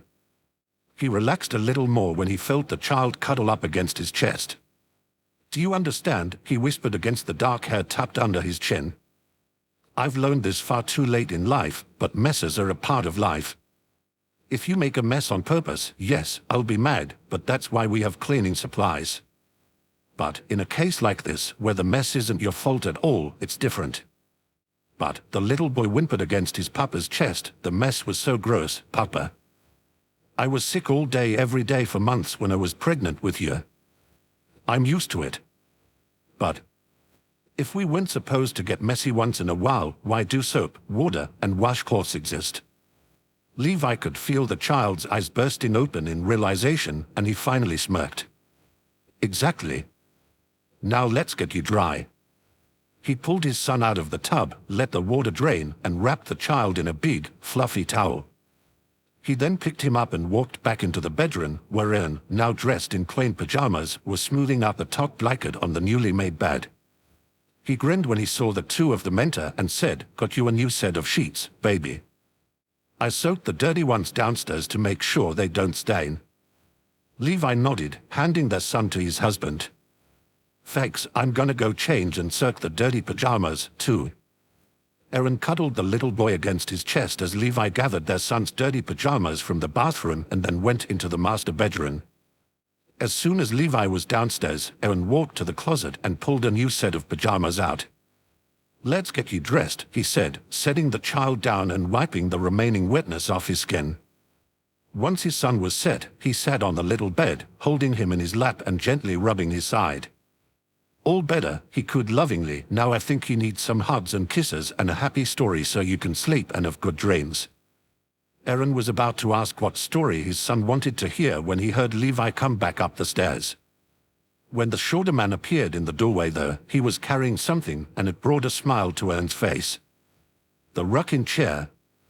Levi nodded and set the piece of furniture in a bare spot in the corner of the room opposite bed. Their son looked up at Eren with curious eyes. "What about it, Daddy?" "Ah, you probably don't remember. You were just a baby." "Huh? This rocking chair used to be in here when your room was a nursery," Levi explained, traces of a fond smile on his face. "Daddy bought it on sale in the marketplace about a month before you were born. I didn't think we needed it, but as soon as we put it in your room, we realized how perfectly it fit." Eren sighed dreamily and looked back at his son. "It also made us realize that we were gonna be parents, that we were gonna have you. And you loved it," Levi added. "Whenever you were fussy, one of us would sit in it with you and rock back and forth until you fell asleep. Worked every time. Now then." He walked over and gently picked their son up, brought him back to the rocking chair, and sat down in it. Eren followed, picking up a nearby quilt, and knelt down next to it, smiling sweetly and watching as his husband held their son like a baby, bundled up warmly in the quilt with his head resting against Levi's chest. The little boy looked up at his parents questioningly. "I thought I was a big boy." Eren shook his head as Levi started rocking the chair back and forth. "Right now, you're our baby." For a few peaceful minutes, the little family just sat there quietly, the only sound coming from the chair moving against the wooden floor. But when the still night air outside and the gentle rocking movements, the little boy's eyes actually began to close, and he soon relaxed, his head tilting a little as he felt drowsiness slowly take over. That was when he heard another sound, but it didn't startle him at all.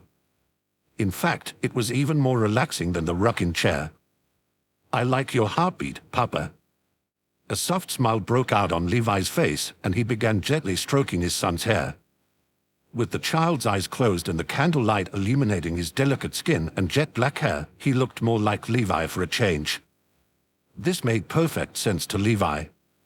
He was dark and pale at the same time, much like the moon shining against the clear night sky, so he liked that his son only looked like him at night, the time of day when everyone was asleep. He didn't want anyone, including himself, to see his child look like him. No, it was much better that people saw him during the day, when the sun radiated strength and happiness across the world, when he smiled happily and laughed brightly and looked like Eren. He had to be like Eren. Never Levi, Eren. He definitely had to be more like Eren. "Do you know why you like Papa's heartbeat?" Eren suddenly asked quietly, brushing his fingers against the little boy's cheek. A wide smile spread across his face as the child cracked his eyes open in question, and he finished, "It's because, when you were growing inside Papa, his heartbeat was the first thing you ever heard." The next second, the child was asleep, and Levi suddenly wished the candle would go out so Eren couldn't see his burning cheeks. Eren just lovingly smiled at him. "I like your heartbeat, too, you know." "Eren, I like it when it's normal, so I know you're alive and well." "Eren dash. I like it when it's working hard during training." "Eren, I like it when it's sped up while I'm kissing you all over." "Shut the hell up, you damn brat." Eren just laughed. "I was waiting for that." He stood and leaned over, pressing a kiss to Levi's lips. The older man rolled his eyes but returned it anyway. Levi pulled away first. "Let's keep the rocking chair in here for a little while." Eren nodded and pressed another light kiss on his husband's lips. "Good idea. Now let's go to bed." He steadied the chair so Levi could stand and followed his husband to the clean bed. Once their son was settled, Levi tucked the blankets around him. Eren, on the other hand, knelt down and peeked underneath the bed, smirking as he reached and pulled something out. "Ah, look who survived the night," he said cheekily, holding up his plushy Titan look-alike. Levi sighed and took it from him, gently wrapping his son's arms around it. The child instinctively hugged it close, and both parents took turns pressing a kiss to his forehead. "Good night, baby, sweet dreams."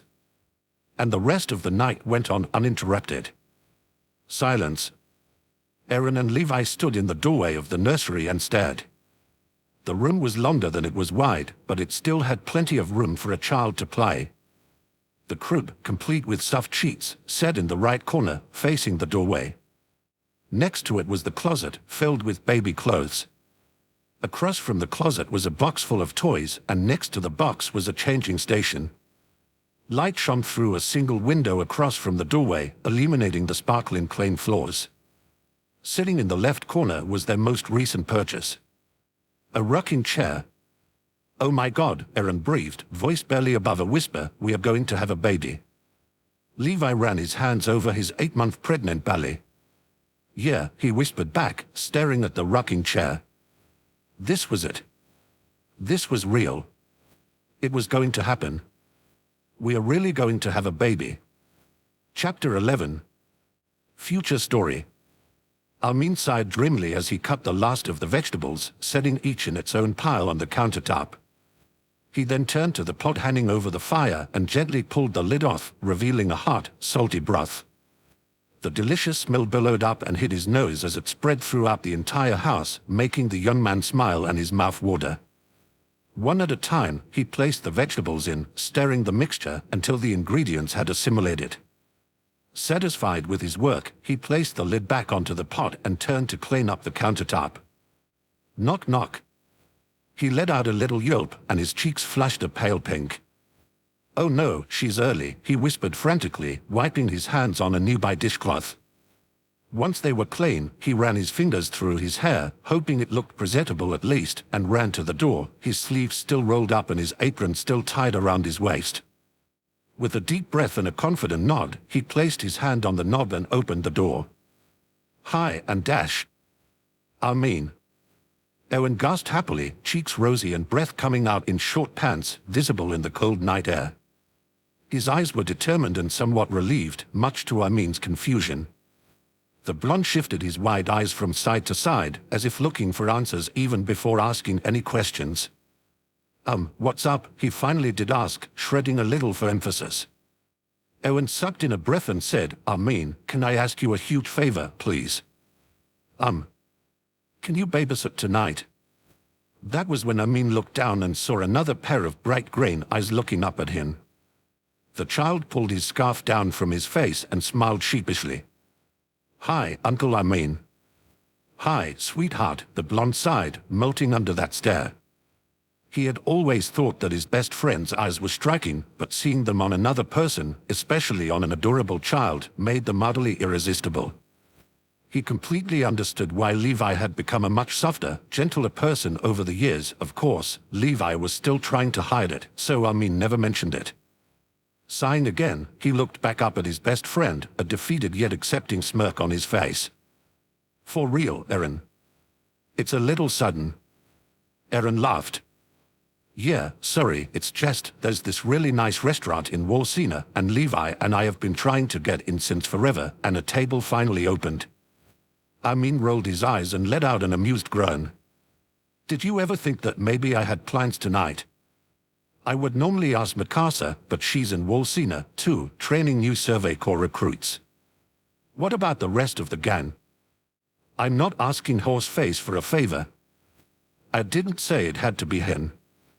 That's not a nice way to talk about Uncle Jane, Daddy. But it's true. Which one of you is the baby again? Damn it, Armin. The blonde burst out laughing and shook his head. Okay, fine, you win, but you owe me. And he gently took the little boy's hand and led him inside. Oh my God, yes, I do, Eren gasped. Thank you, Armin. I owe you too. He knocked down quickly. Be a good boy for Uncle Armin, okay? Papa and I will be back to pick you up later tonight. The child nodded and smiled. Okay, Daddy, have fun. Eren placed a quick kiss on his cheek and stood. Great, thanks again, Armin. And he ran off. With a final sigh, Armin closed the door and bent down to smile at the child. Your daddy is really silly sometimes, Hark, he said, undressing him of his winter coat and accessories. Is this scarf new? The child shook his head. Aunt Mikasa made it for me for my birthday last year. Ah, your birthday is coming up, right? At the end of January. January 30th, Papa's birthday is first. Armin grinned as he put the winter clothes in a nearby closet. That's right, December 25th, Christmas. I remember him being pregnant with you at a party we organized for him.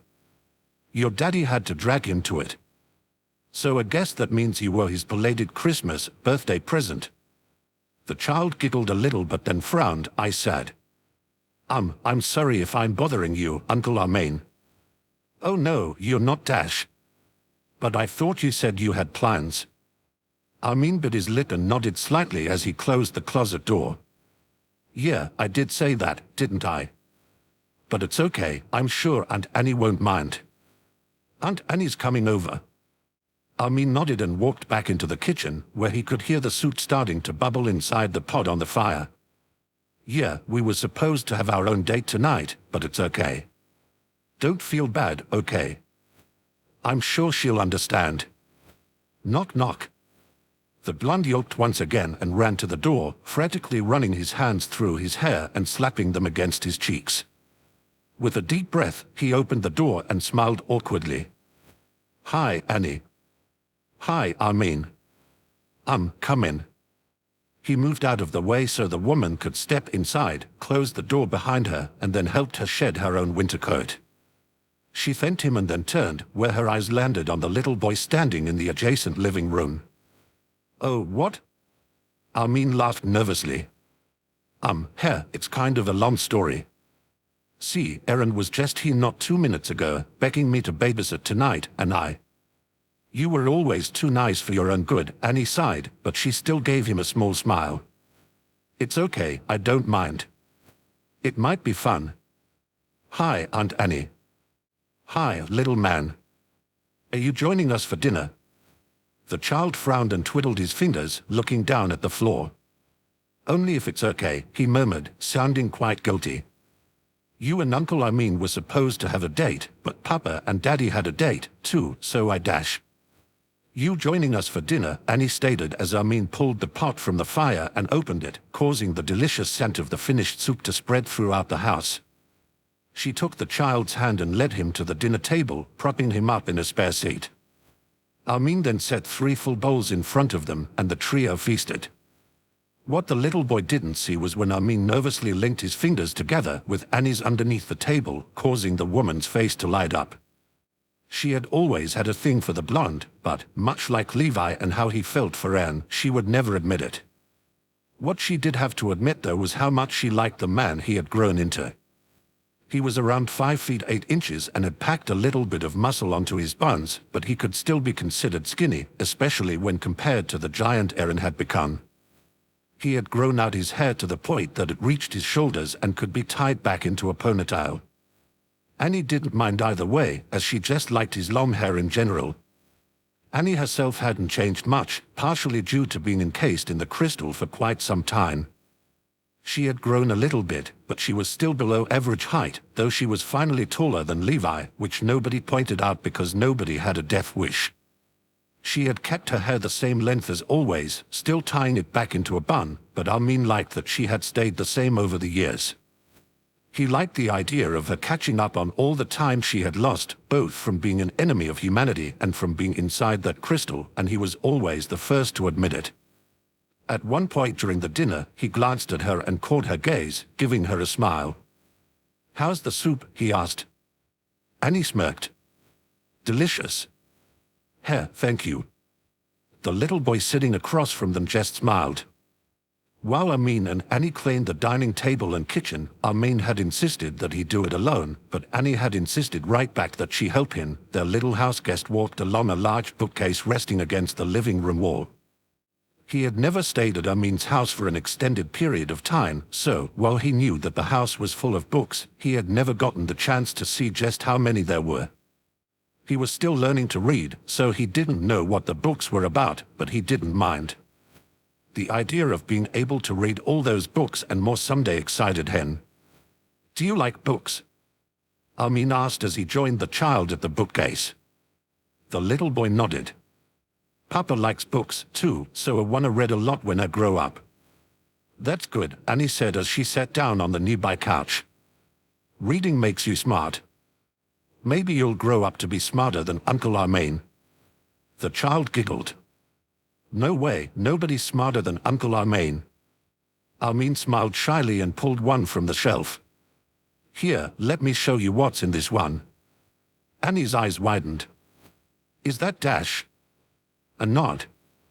"If you want to hide a tree, put it in a forest." Hard, the little boy asked as he sat next to his uncle, who sat between his 2 guests on the couch. Armin's smile turned into a full grin. "It means that, if you want to hide something, put it in a place where there are a bunch of other things like it. It's harder to find it that way because everything looks like it. And, well, I might not need to hide this now as much as I used to, but I still like keeping it to myself. Look, sweetheart." He flipped the book open to a random page and said, "It's full of descriptions of the outside world." The little boy gasped and immediately leaned over to look at the illustrations that accompanied the text. They looked a little strange to him, so he said, "Read it to me." Armin did so, pointing to the words as he read them so the child could follow along. "Fields of hot sand under a scorching sun. Strange plants that don't need rain to survive. Fire water, which turns into new land when it cools. Land made entirely of ice. Trees so tall they dwarf the Titans, where rain falls multiple times a day. Millions upon billions of different kinds of animals, ranging from the tiniest insects to creatures so big the Titans could be prey to them. Walls naturally made from rock. Mountains that touch the sky. Bodies of salt water so huge they can never be depleted. Wait, what? The child interrupted, raising a brow. That sounds silly, Uncle Armain. And everything else doesn't. Silence. Apparently, it's called the ocean, the blonde continued, turning back to the book. Your daddy wants to see it more than anything else. Of course, he wants to see all of the outside world, but the ocean intrigues him the most. The house was quiet for a long moment until the child looked up with a huge smile on his face. Uncle Amin, do you have any paper and a pen? I want to draw pictures of the outside world. He jumped down from the couch and bounced excitedly, his eyes full of joy and anticipation. And Amin rushed to gather several sheets of blank paper and a new pen.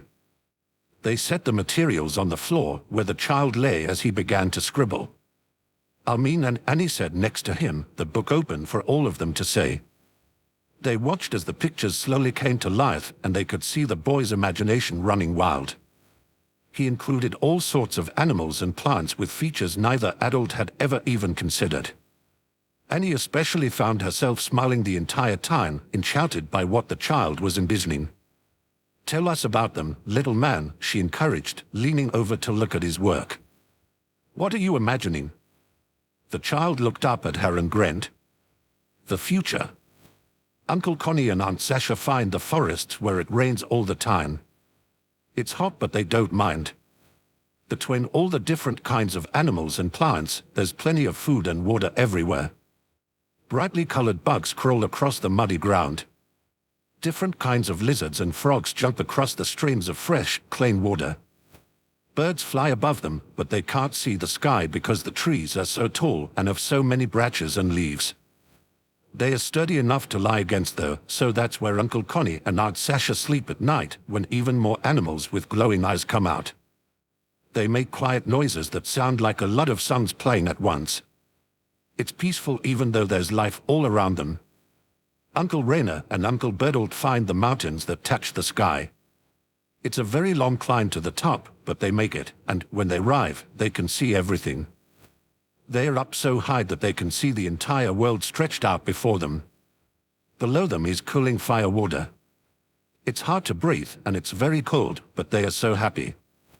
They are alone there at the top of the world, just the two of them, so Uncle Berthold isn't nervous or embarrassed and he holds Uncle Rainer's hand. He doesn't sweat. Aunt Wimia and Aunt Historia find the land of ice.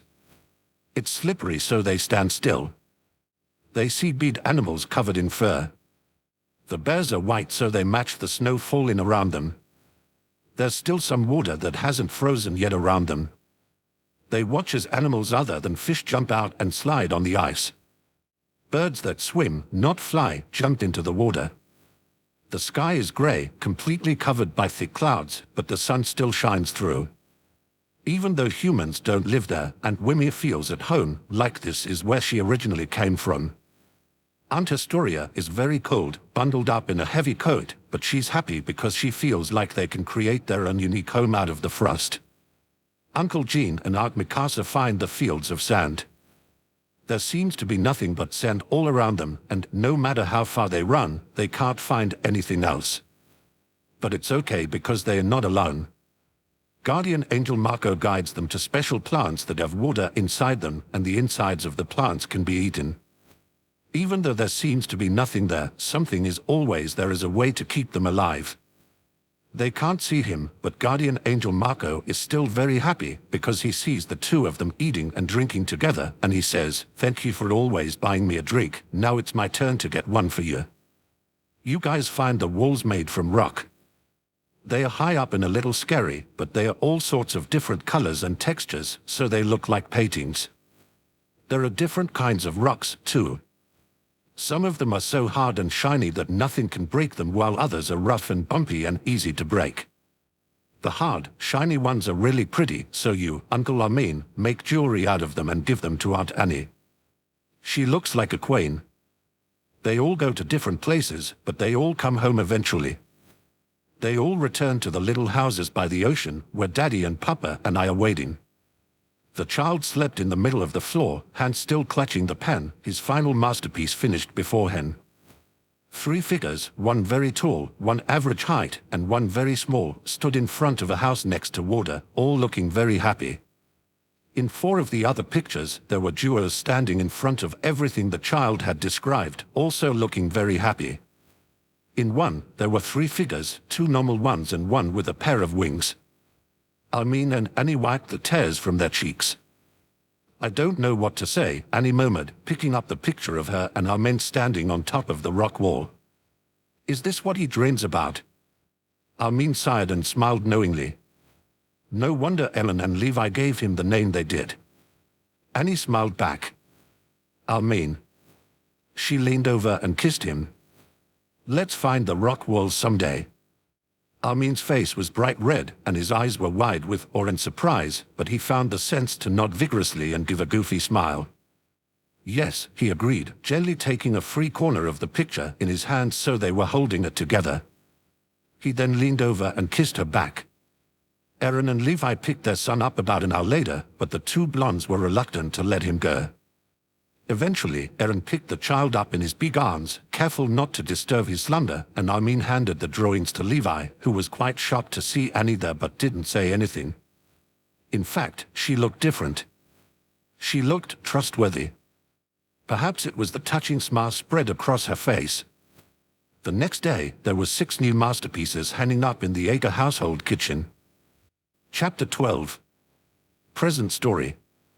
Eren quickly closed the front door behind him and locked it, his breath still visible as he exhaled a sigh of relief at finally being inside. A bit reluctantly, he stripped off his heavy winter coat and accessories and placed them in the nearby closet. He then pulled a light jacket from the closet, slipped it on, and started rubbing his hands together to warm them. Levi appeared in the doorway between the hallway and the kitchen. All done? Eren nodded. Yeah, all the firewood's chopped, but, oh my god, it's cold out there. I don't remember it being this cold this early last year. Looks like winter came early.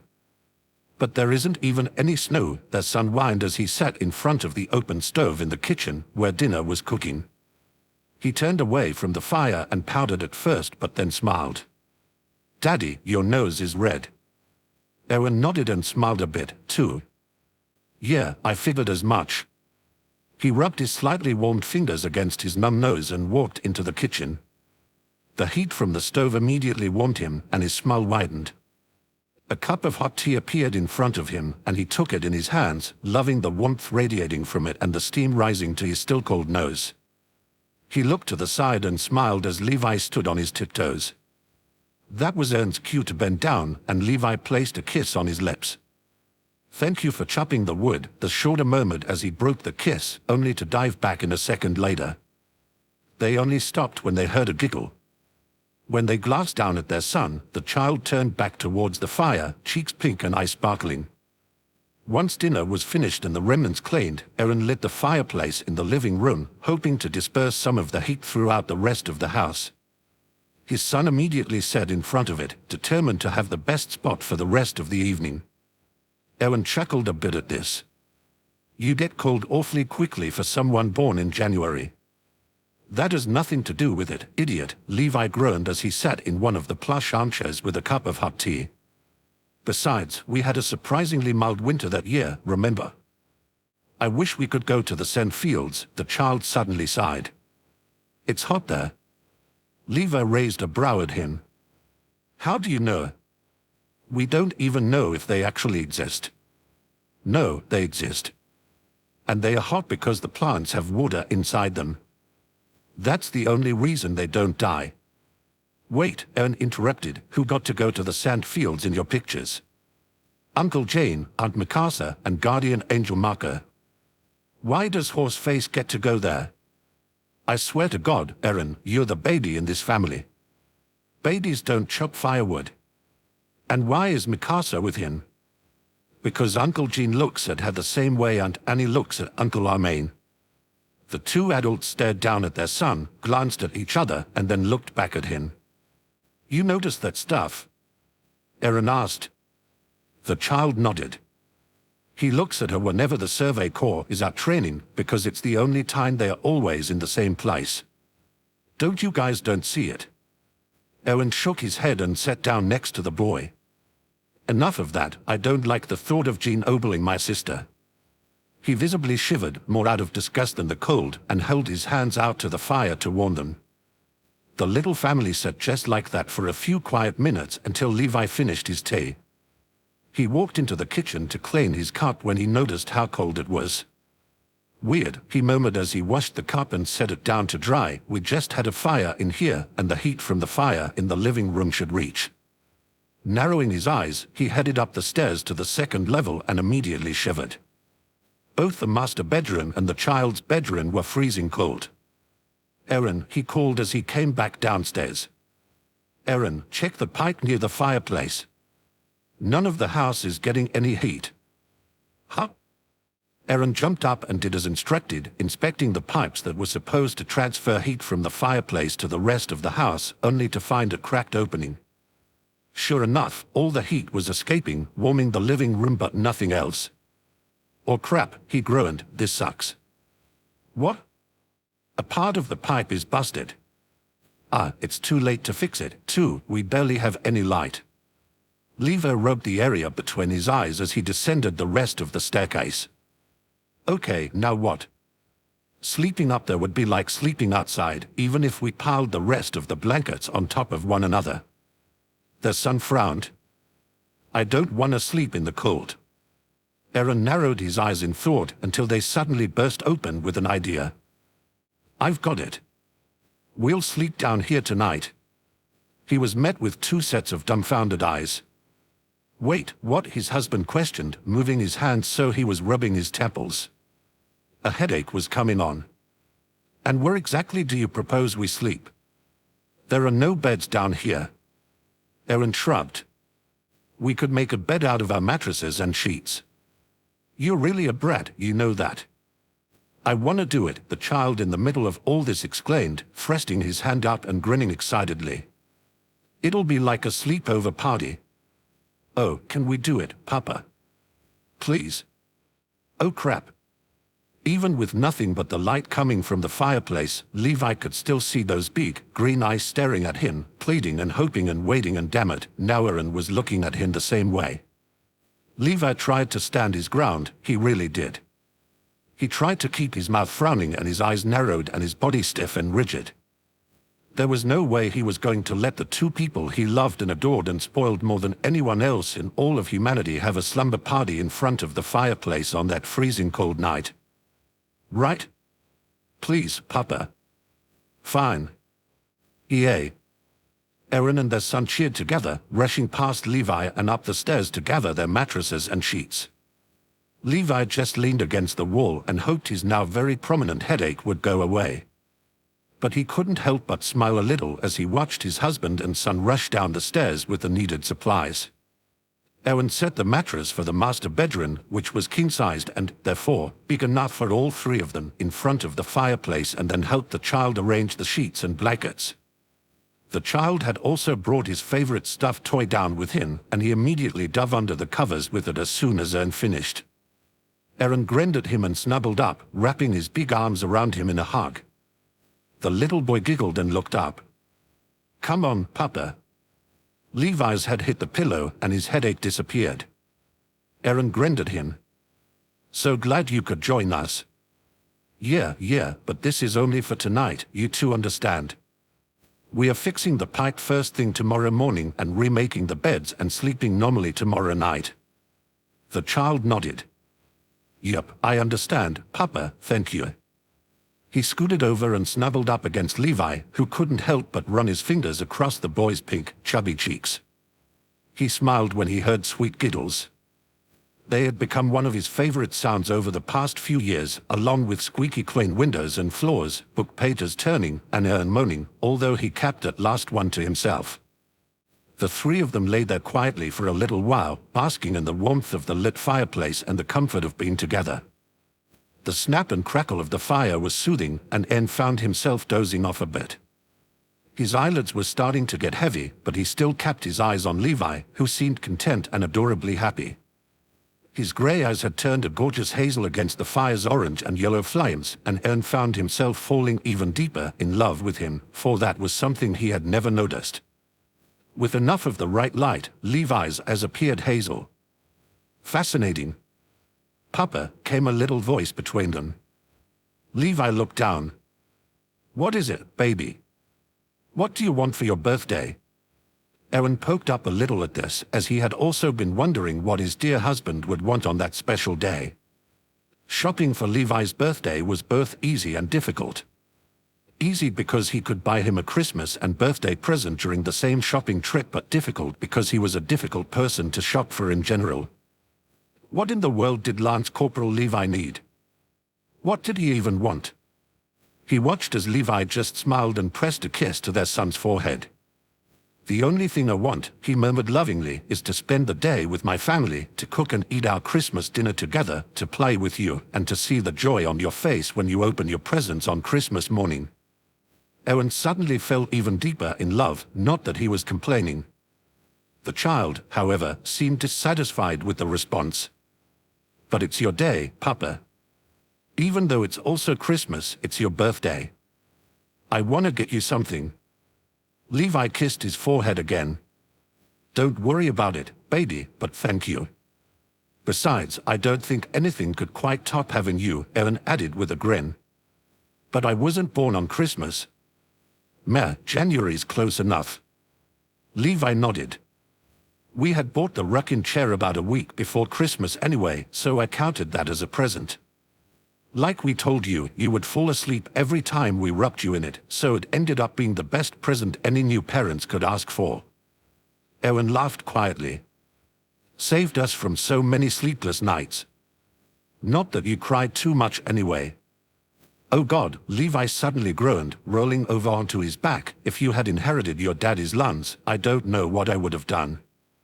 I swear, baby, you should have heard Daddy when he was a teenager, constantly yelling and screaming and throwing his "I'm gonna kill the" to fits. He screamed more than most infants, I swear. I'm glad I didn't inherit Daddy's lungs. Me too, baby. Hey. Both of them turned over onto their sides and grinned at Eren, who had a brow raised in skepticism, though his face quickly softened when Levi leaned over and kissed him. When they separated, the child thought of something. Hey, Daddy, he said, what was the first present you ever got for Papa?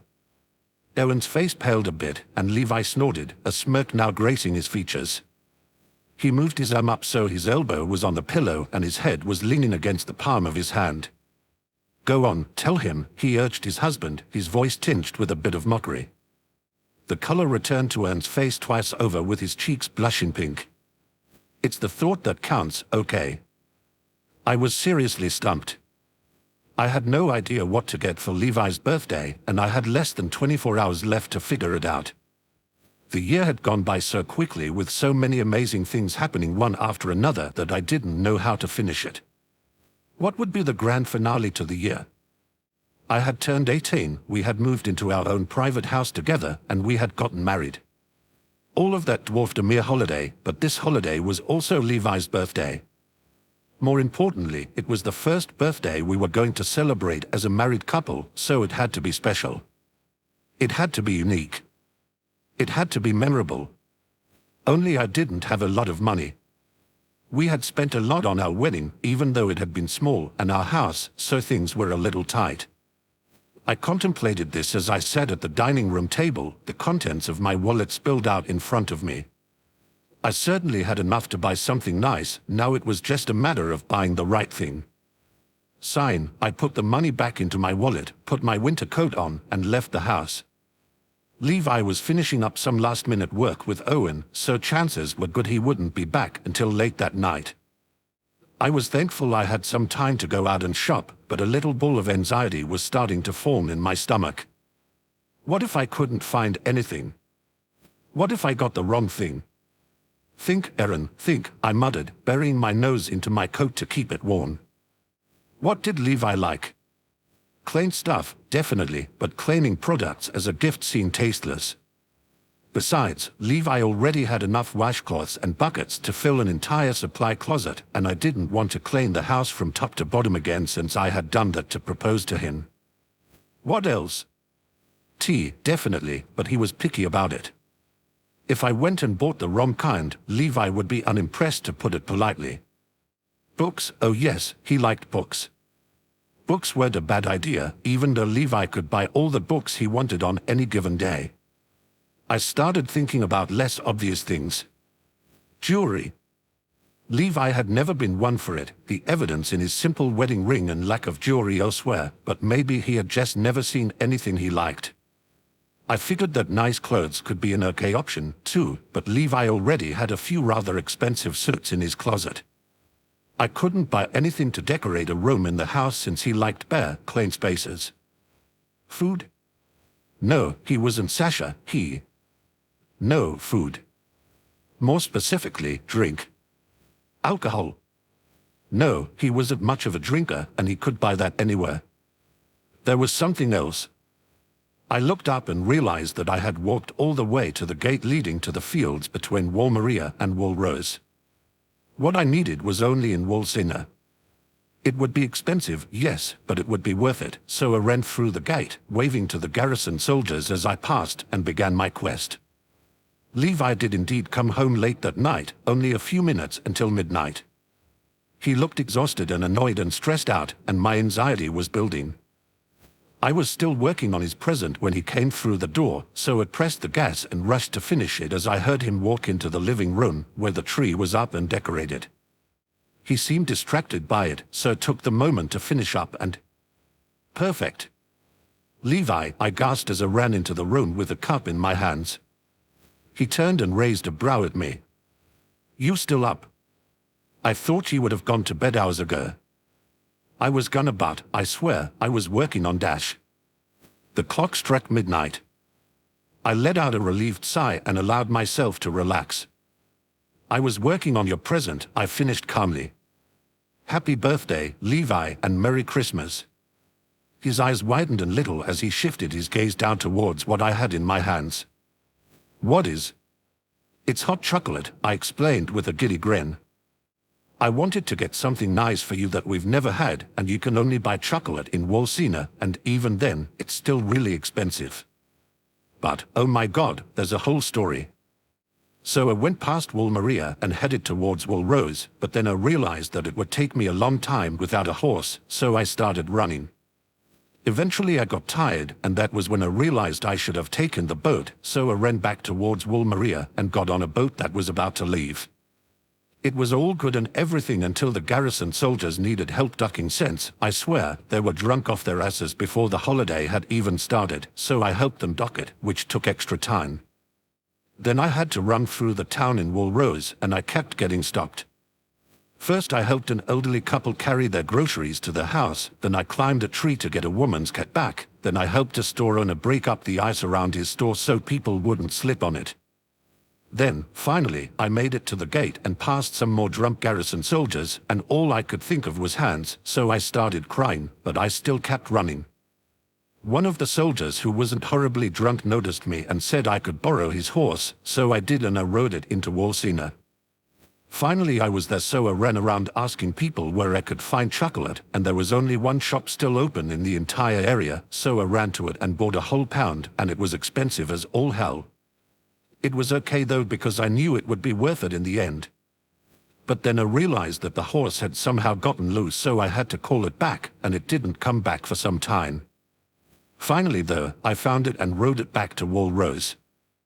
I went to give it back to the soldier, but he was gone, so I rode it all the way back to Wall Maria and gave it to the garrison soldiers there, and, surprisingly enough, they had the sense in them to shelter it for the night. So then I ran back home, shaved the chocolate, mixed it with milk and a little bit of water because I wanted you to have a cup as soon as you came home, and then you came home, and now we are here. Silence. Levi stared at me for what seemed like forever. I grinned at him, probably looking really stupid and far too pleased with myself, but I couldn't help it. I was proud of myself. I had gone through all sorts of trials and tribulations to get a thoughtful present for him. This was a day of celebration. More than Christmas, it was my dear husband's birthday. Was it so wrong of me to want to do something more than a little nice? I just wanted a little acknowledgement for my effort, but he just kept staring at me.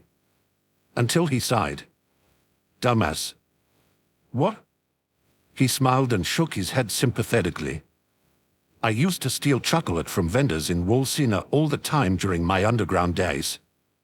I felt my entire world crash around me. Everything I had done to make the present special, no, it wasn't a special present. Levi had tasted chocolate before, so this wasn't new or interesting in the slightest. Nope, this was old news. I had screwed up. Eren. He leaned up and kissed me. But I never experienced anything like he did, he whispered against my lips.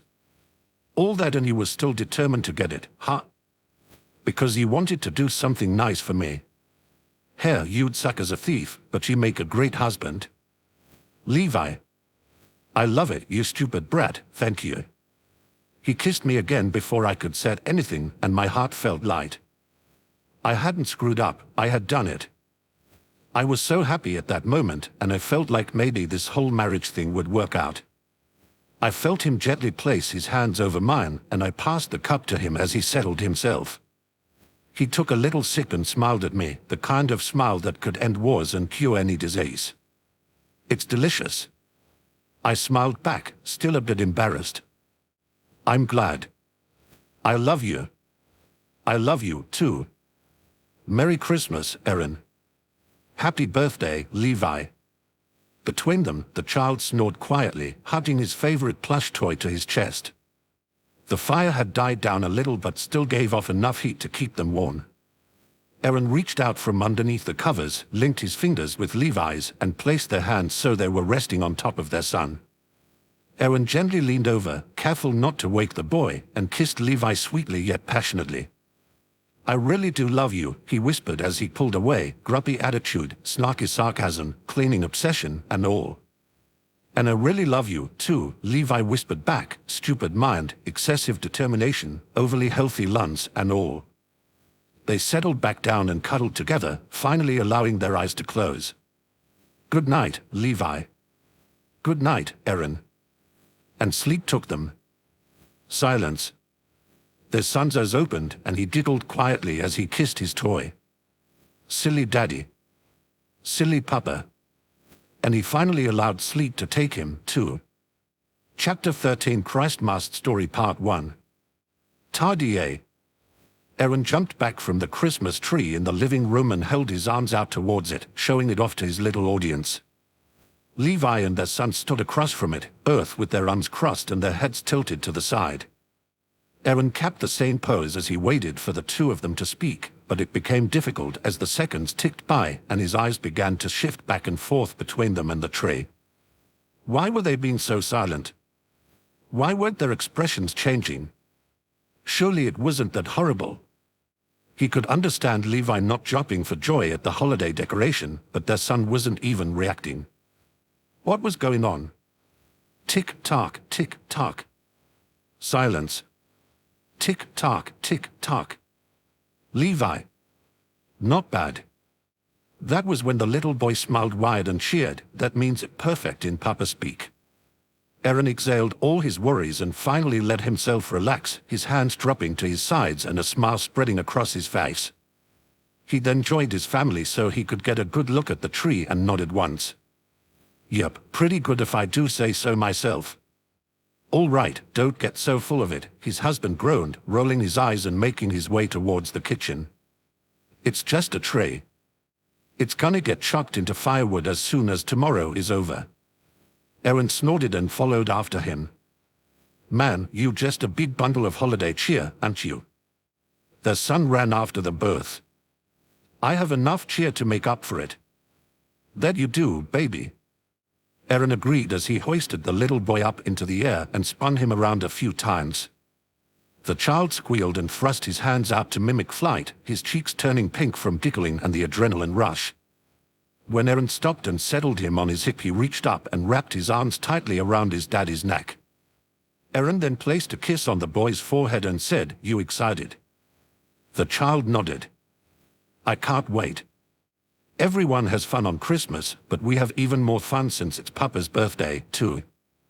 Levi smirked as he pulled the hot pot holding the dinner from the stove. Never in his life did he ever think his birthday would be an extra source of fun for anyone, including himself. Birthdays were indeed a cause for celebration in the Survey Corps, but the celebration's meanings were usually more along the lines of congratulations on not dying rather than a yay, today is the anniversary of the day you were born.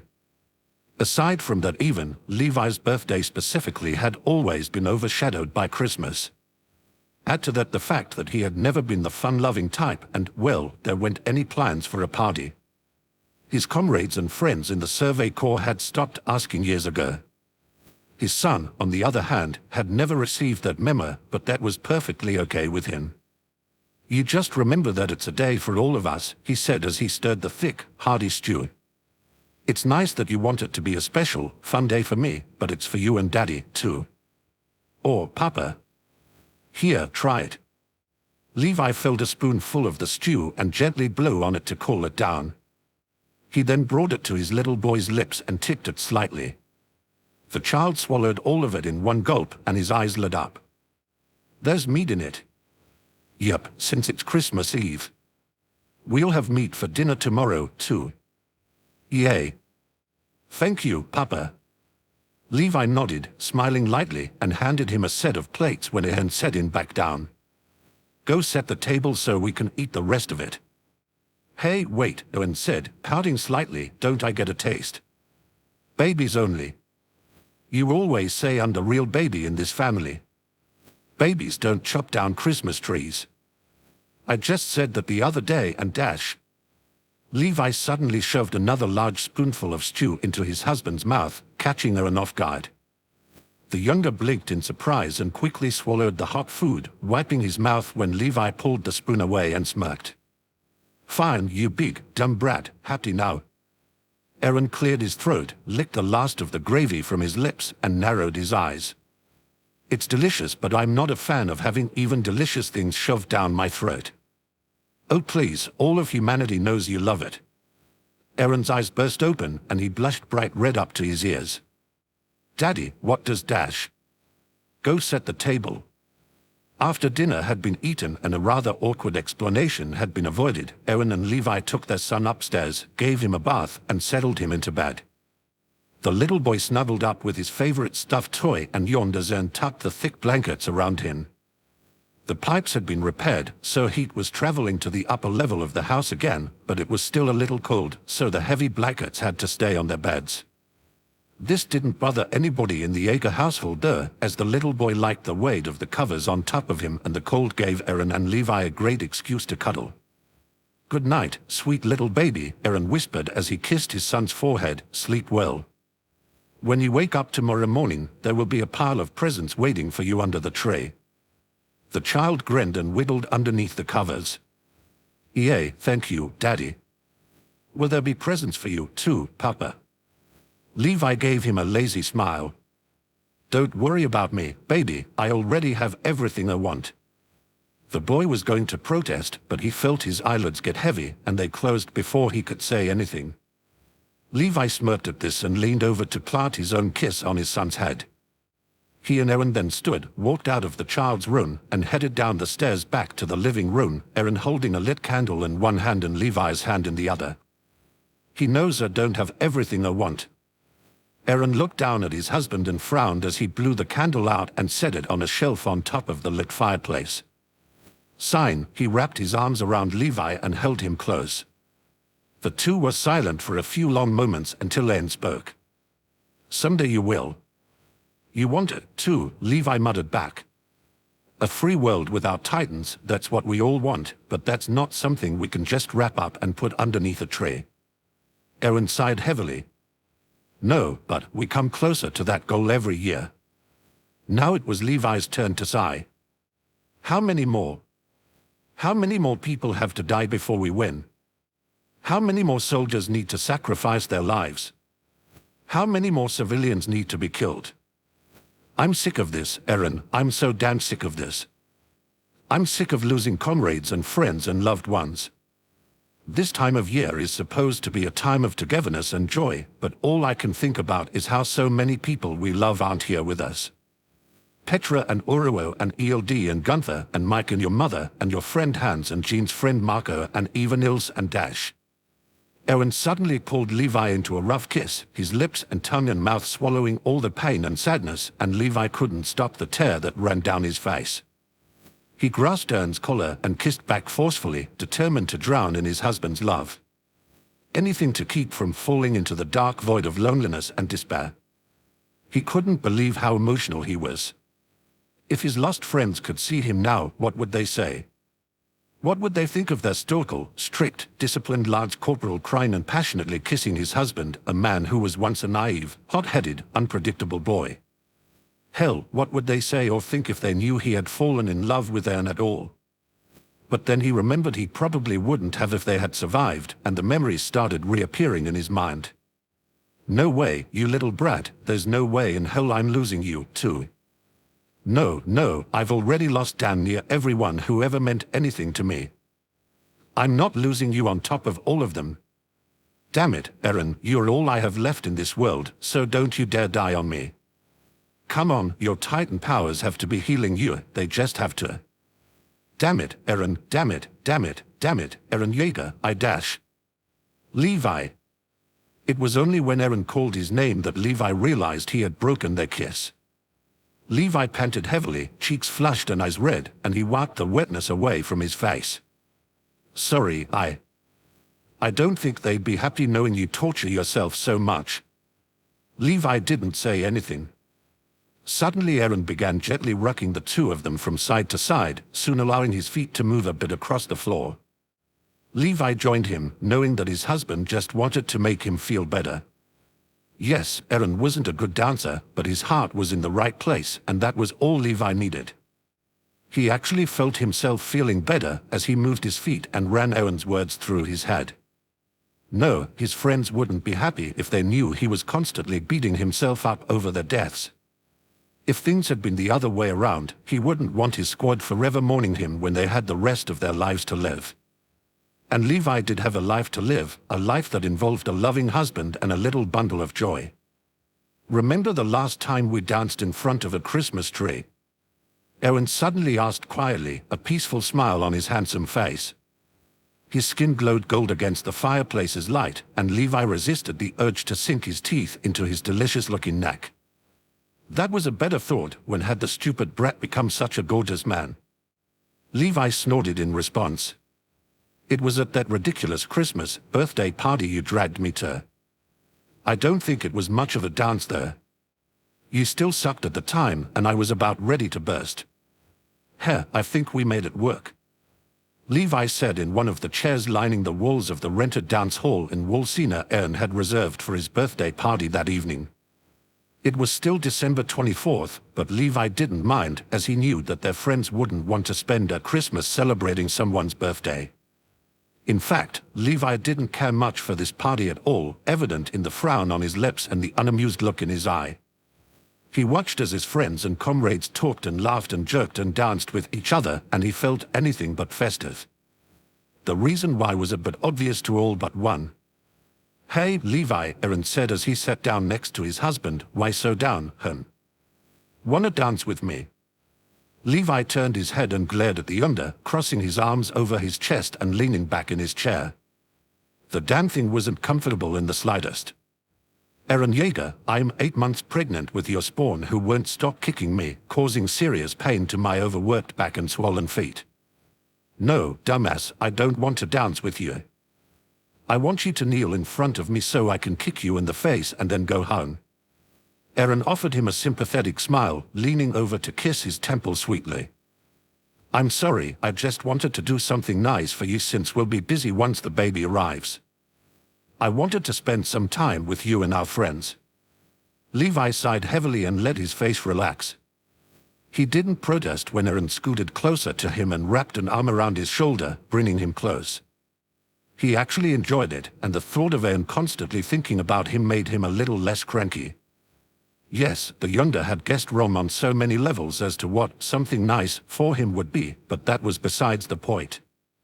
Eren thought about him and his happiness, and especially at this point when his discomfort heavily outweighed his excitement, that was enough.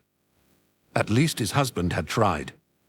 You did something nice enough when you bought the rocking chair last week, But, oh well, your friends seem happy, the older sighed, finally finding a comfortable position in leaning against Anne's chest. Are you happy right now? As happy as I can be given the circumstances. They sat quietly in their own little world for a few minutes, just watching everyone else have fun. Levi scanned the room and tried to think about other little things that could lift his mood. The music wasn't too loud, so he didn't have to shout for Anne to hear him. That was a plus. Sasha hadn't eaten everything on the snack table. That was good. Berthold was sweating buckets at Raina trying to drag him out to the dance floor. That was funny. He had survived another year in the Survey Corps and was going to have a baby with the love of his life in about a month. Yeah, that was nice. Ah, so here's where the man of the hour is hiding. Levi snapped out of his daydream and glanced upwards, his frown deepening.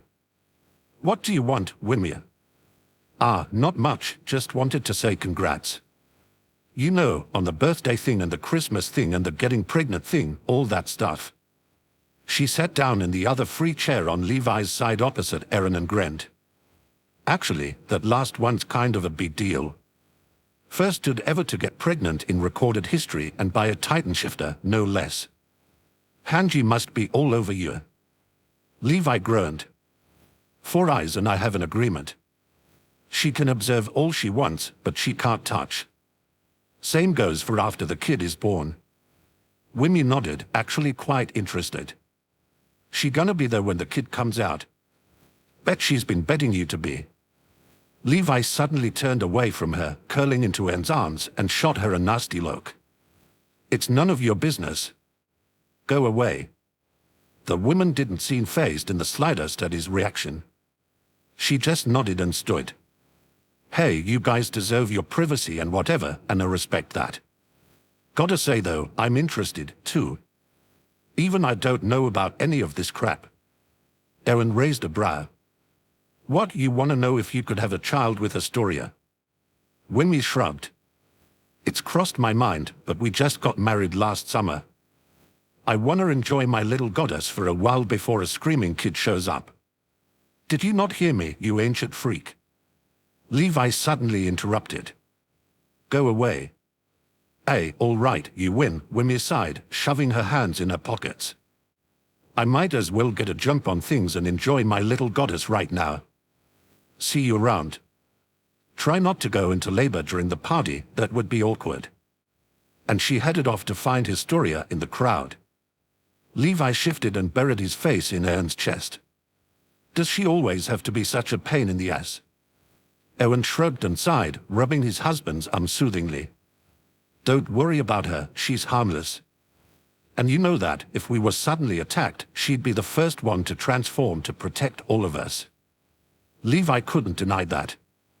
Suddenly the music changed, becoming much softer and slower. Couples were starting to come together on the dance floor, swaying and turning and occasionally twirling to the romantic, easygoing beat. Levi exhaled heavily through his nose and gripped Aaron's hand as he straightened. Come on, help me stand. What dash? You want to dance, right? This is more my speed right now. Eren could hardly believe his ears, and a bright smile spread across his face. He immediately stood and helped Levi find his balance. Once his husband was on his feet, he guided him to the dance floor to a spot right across from the Christmas tree and wrapped one arm around his waist. Levi placed one of his hands on Eren's chest and intertwined their free ones. After a moment to steady themselves, they began slowly moving their feet to the music. When Eren tried to pull his husband closer, they both laughed quietly. There's a little someone in the way, Levi murmured, a smile returning to his face. The younger smiled back. I don't mind, but I can't wait to give you proper hugs again. Levi was quiet for a few seconds. Can you feel it? He finally asked. Yeah, Eren whispered, leaning over and kissing the top of the shoulder's head. It's kicking. Eren. Yeah. I'm really excited. Another kiss. I'm really excited, too. The clock sitting in the corner of the dance hall struck midnight. Happy birthday, Levi. Merry Christmas, Eren. The clock sitting in the living room suddenly chimed. Eren and Levi immediately snapped out of their memories and simultaneously looked at it, their eyes widening. It was 11 p.m. I didn't realize it was that late, Eren said. Levi shrugged, resting his head against Eren's chest. Why do you need to rush into Walsina to get me a cup of hot chocolate? He snickered as he stood on his tiptoes to get a good look at the Under's blushing face. Eren shut his eyes and tried to fight the pink on his cheeks.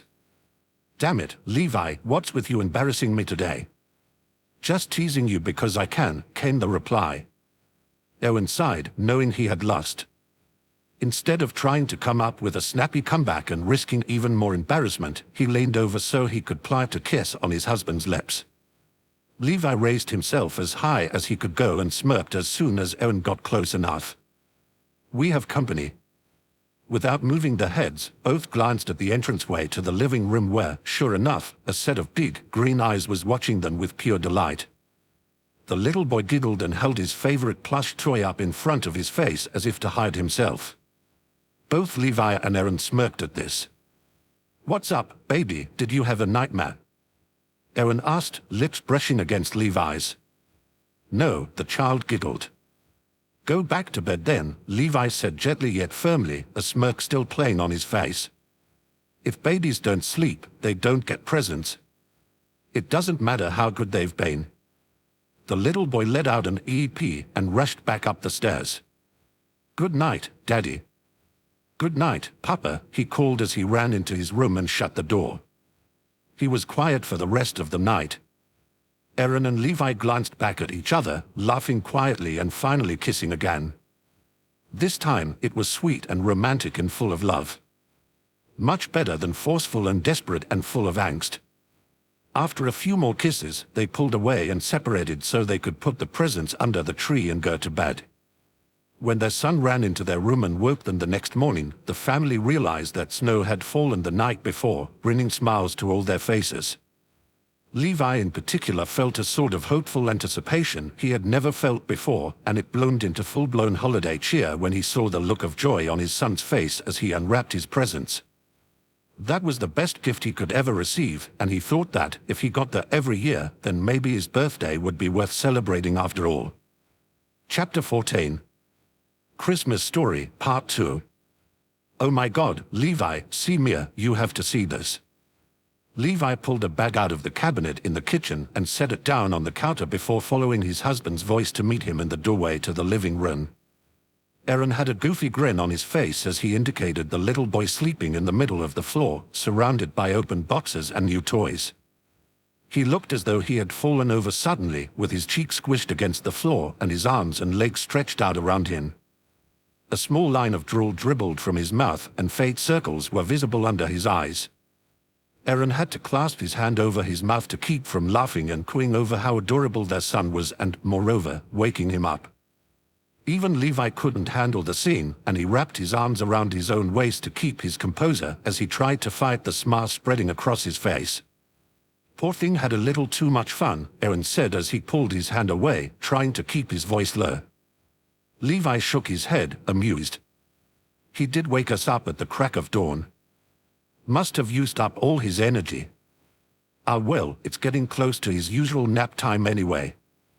He gently picked the little boy up in his arms and carried him up the stairs. The movement roused the child from his sleep. Papa. Sure, baby, it's nap time. No, the little boy whined softly, burying his face into Levi's shoulder. It's Christmas, I don't want a nap. It'll still be Christmas when you wake up, I promise. I don't want you falling asleep in your dinner. He settled the child down in his bed, gave him his favorite stuffed toy, brought the quilts over him, and continued, You've had a busy day so far. You opened presents, ate a big breakfast, played with your new toys, played the snow, played with your new toys some more. It's time for a break. I'll come wake you so you can play some more later, okay? Have a nice nap. He placed a kiss on the child's forehead, and the boy was asleep before he could protest. Levi smirked and headed back downstairs to see Eren putting the toys away in the boxes and neatly lining them up against the tray. When he was done, he turned to his husband and grinned. I think we did okay this year. A new set of building blocks, wooden carts and cargo to go along with his toy soldier set, new clothes for his rag dolls, a new pair of winter mittens and a new winter hat. As you'd say, not bad. The Shorter nodded. He seemed happy. He never stopped playing until you found him sleeping. Eren laughed quietly and his grin turned into a sweet smile. And how about you? Now it was Levi's turn to laugh quietly. I'm glad you went the simple route this year and just got tea. Tell me, did you go on an adventure throughout all of humanity's territory to get it? Eren rolled his eyes. For your information, no, though I did go all the way into Wolcina to get you the good stuff. I know, and it's delicious, thank you. The smaller stood on his tiptoes and Eren leaned down so they could share a kiss. Levi pulled away first. You like yours? The taller nodded and held up the metal chain holding his basement key. I love it. The rope was starting to fall apart, so this is perfect. Thank you. And he kissed his husband again. Even though they had made it into his father's basement years ago, Anne still held on to the key to remember everything they had fought for and as a constant reminder of their goal, although that goal had changed slightly over time. He had once just wanted to explore the outside world, now he wanted to live in and explore that outside world with his beloved family and friends, together in their own little settlement of free men. Levi pulled away again and smiled slightly. Good. Now let me go, I need to bake. He detached himself from his husband and walked back into the kitchen. Eren followed and watched as he opened the bag he had pulled from the cabinet. When he saw what was inside, his eyes widened. Is that sugar? Yes. You're not the only one who ventured into Wolcina this season. But that must have cost a fortune. I've been saving up. I'm going to bake Christmas cookies with some and then use the rest to bake a birthday cake. For Dash. Not for me. In case you forgot, our son has a birthday coming up. The cake will be for him. Eren's face softened into one of sentiment, and he could feel tears start to prick at the corners of his eyes. Letting out a shaky sigh, he leaned back against the kitchen wall. Wow, he's another year older already. Sheesh, it feels like he was born just yesterday. Don't even start, Levi snapped gently, pouring the sugar and other ingredients into a mixing bowl. He's growing up so fast I can barely keep up. I swear, I'm gonna wake up one morning and he's gonna be a grown man moving out into his own place. Crap, now I'm starting. He wiped his eyes with his shirt sleeve, shook his head a little, and tried to focus on the task at hand. Eren smiled warmly, walked up behind his husband, and gently wrapped his arms around him.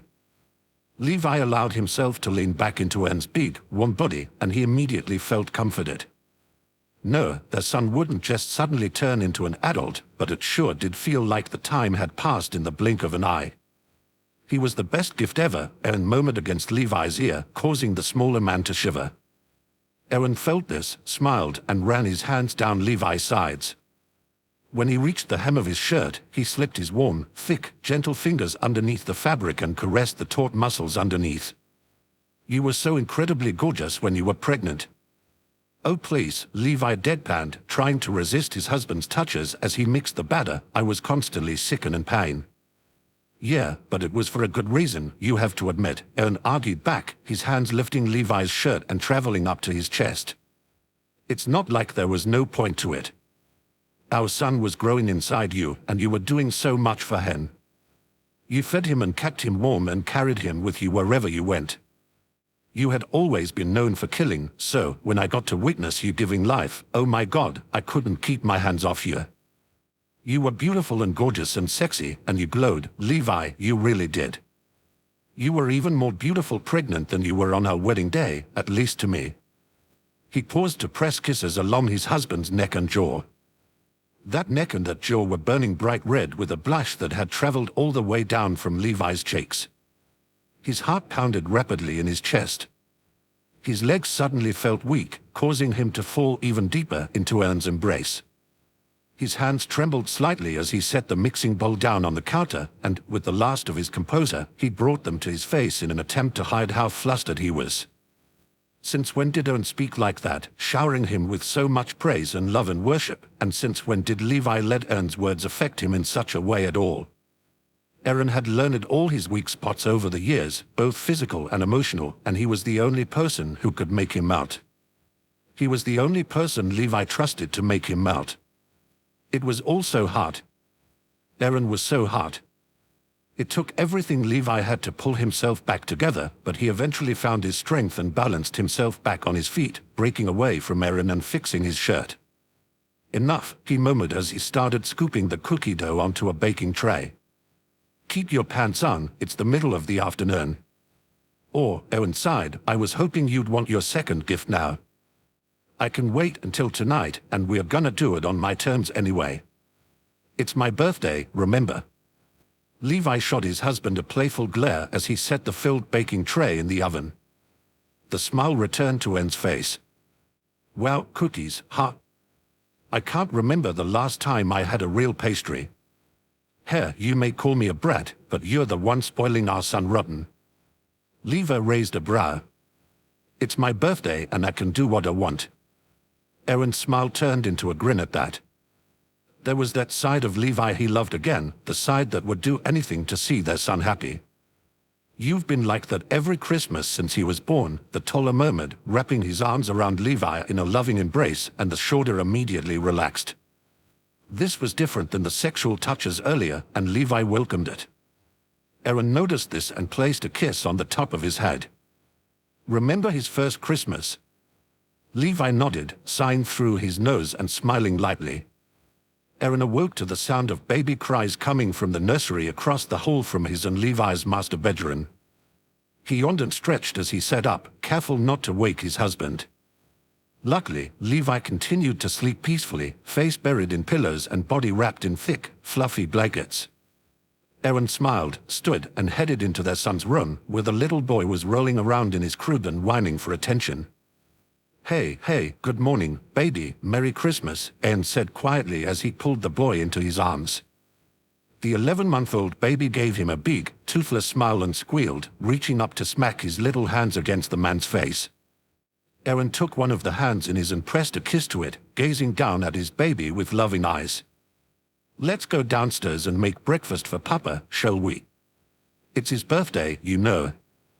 Once the baby's diaper had been changed and he had been dressed in a warm, long-sleeved onesie, Eren carried him downstairs and brought him in front of the Christmas tree. The child's eyes widened at the ribbon decorations and the pile of boxes underneath it. Eren kissed his cheek. Look at all those presents, baby, they are all for you, every single one of them. We'll open them when Papa wakes up. Then get to it. Eren turned to see Levi trudging down the stairs, one hand holding onto the rail and the other one covering his yawning mouth. Eren frowned. Oh, I wanted to surprise you with breakfast. It's okay, I'll cook. But it's your birthday. So what? I had one last year. But this little one. He gently took their son from Eren's arms and gave him a hug and a kiss. This is this one's first Christmas. Today, it's all about him. Eren couldn't argue with that, so Levi cooked breakfast while Eren fed spoonfuls of mashed vegetables to their little boy. Levi didn't even mind that the child's face was a mess by the time the meal was done, although he was pretty sure more food was on the baby's face than in his stomach. Still, he could let it go for the day. With a smile, he set 2 breakfast plates down on the table and wiped his son's face. The child replied with a big smile and a few claps of his hands. When breakfast was done, the family ventured back into the living room and sat around the tray. One at a time, Eren and Levi helped their son open his presents, revealing everything from new clothes to fun toys to the softest blanket either one had ever felt. But the child's favorite gift was a pair of socks Mikasa had made him. They were warm and thick, and when Eren slipped them on his little feet, the child squealed and giggled and grabbed at them excitedly. Levi and Eren both melted at the sight, Eren more visibly than Levi, but the older's heart beat rapidly and joyfully at the thought of his baby so happy. His birthday was nothing special, he had had plenty before. But his son's first Christmas. That was of the utmost importance. Levi reached out and gently cupped the baby's chubby face. The child finally left his sucked feet alone to grasp at his hand, making breathy cooing noises as he gripped each finger. Without a warning, Levi scooped him up into his lap and settled him between his crossed legs. The baby squealed and clapped his hands again. Eren smiled at him. "I can't believe he hasn't always been here with us. It's amazing what can happen in a year." He crawled over to the two of them and kissed their son's nose, giggling a bit with him. "Wow," he eventually continued, matching green eyes staring back at one another. "I can't believe he was inside you a year ago." Levi smirked. "Trust me, I have a hard time believing it, too." Eren glanced up at him, still smiling, and pressed his ear against his son's chest. "I remember, on Christmas Day last year, after we got home from your Christmas birthday party, you sat in the big armchair to rest your feet, and I knelt in front of you and pressed my ear to your belly and just listened to his heartbeat and felt him moving around, and oh my God, Levi, it was one of the most amazing things ever. I'm surprised we didn't fall asleep like that." Levi rolled his eyes but kept smirking. "Yeah, because I smacked you upside the head and ordered you to carry me to bed." Eren laughed as their son started wiggling against his cheek and tugging on his chocolate brown hair. "Yeah, you did," he agreed, pulling himself up and placing a kiss on Levi's lips. "Are you happy?" he asked, pulling away slightly. Levi nodded. "This is the happiest I've ever been." "Good." Another kiss. "I love you, Levi, happy birthday." "I love you, too, Eren, Merry Christmas." Their son just reached down to pull at his sucked feet and squealed again. Levi pulled away from Eren when the delicious smell of freshly baked cookies reached his nose. Still smiling, he pulled the tray from the oven and set the treats out to cool, Eren watching with joyous anticipation at getting to eat something sugary sweet for the first time in forever. As Levi placed each one on a plate, little footsteps could be heard coming down the stairs. "Papa." "Daddy." Both of them turned to see their son rubbing his eyes and holding his friendly Titan stuffed toy. Levi sighed at him. "Baby, I told you I'd come get you when your nap was over." "Sorry," the boy mumbled, "I just smelled something real good." Eren laughed. "I don't blame you at all, baby." Levi rolled his eyes and took a cookie off the tray. "Okay, here you go, you get to try them first." He placed the pastry in his son's hand and watched as he bit off a piece. Instantly, his eyes widened with alertness and a smile spread across his face. He quickly shoved the rest of it in his mouth, and Levi shook his head out of amusement. "It's good then, I guess." "It's delicious, Papa," the boy praised. "It's sweet but not like fruit sweet." Levi nodded. "Yep, we'll have the rest after dinner." "Yay." And the rest of the afternoon continued with more playing, both inside and out, and a delicious holiday feast. Only half an hour after finishing his dessert, the boy fell asleep in the middle of the floor again, and Eren and Levi tucked him into bed for the night. They didn't go to bed right away afterwards, though. They stood together in front of the Christmas tree for a little while, admiring it together, and Levi decided that the stupid, big-ass tree could stay up for another day or so. Eren's heart leapt with joy at hearing that, so he carried his dear husband upstairs to their bedroom and thanked him, loved him, and celebrated him in the sweetest of ways. Levi just hoped he'd get the other present he really wanted out of it.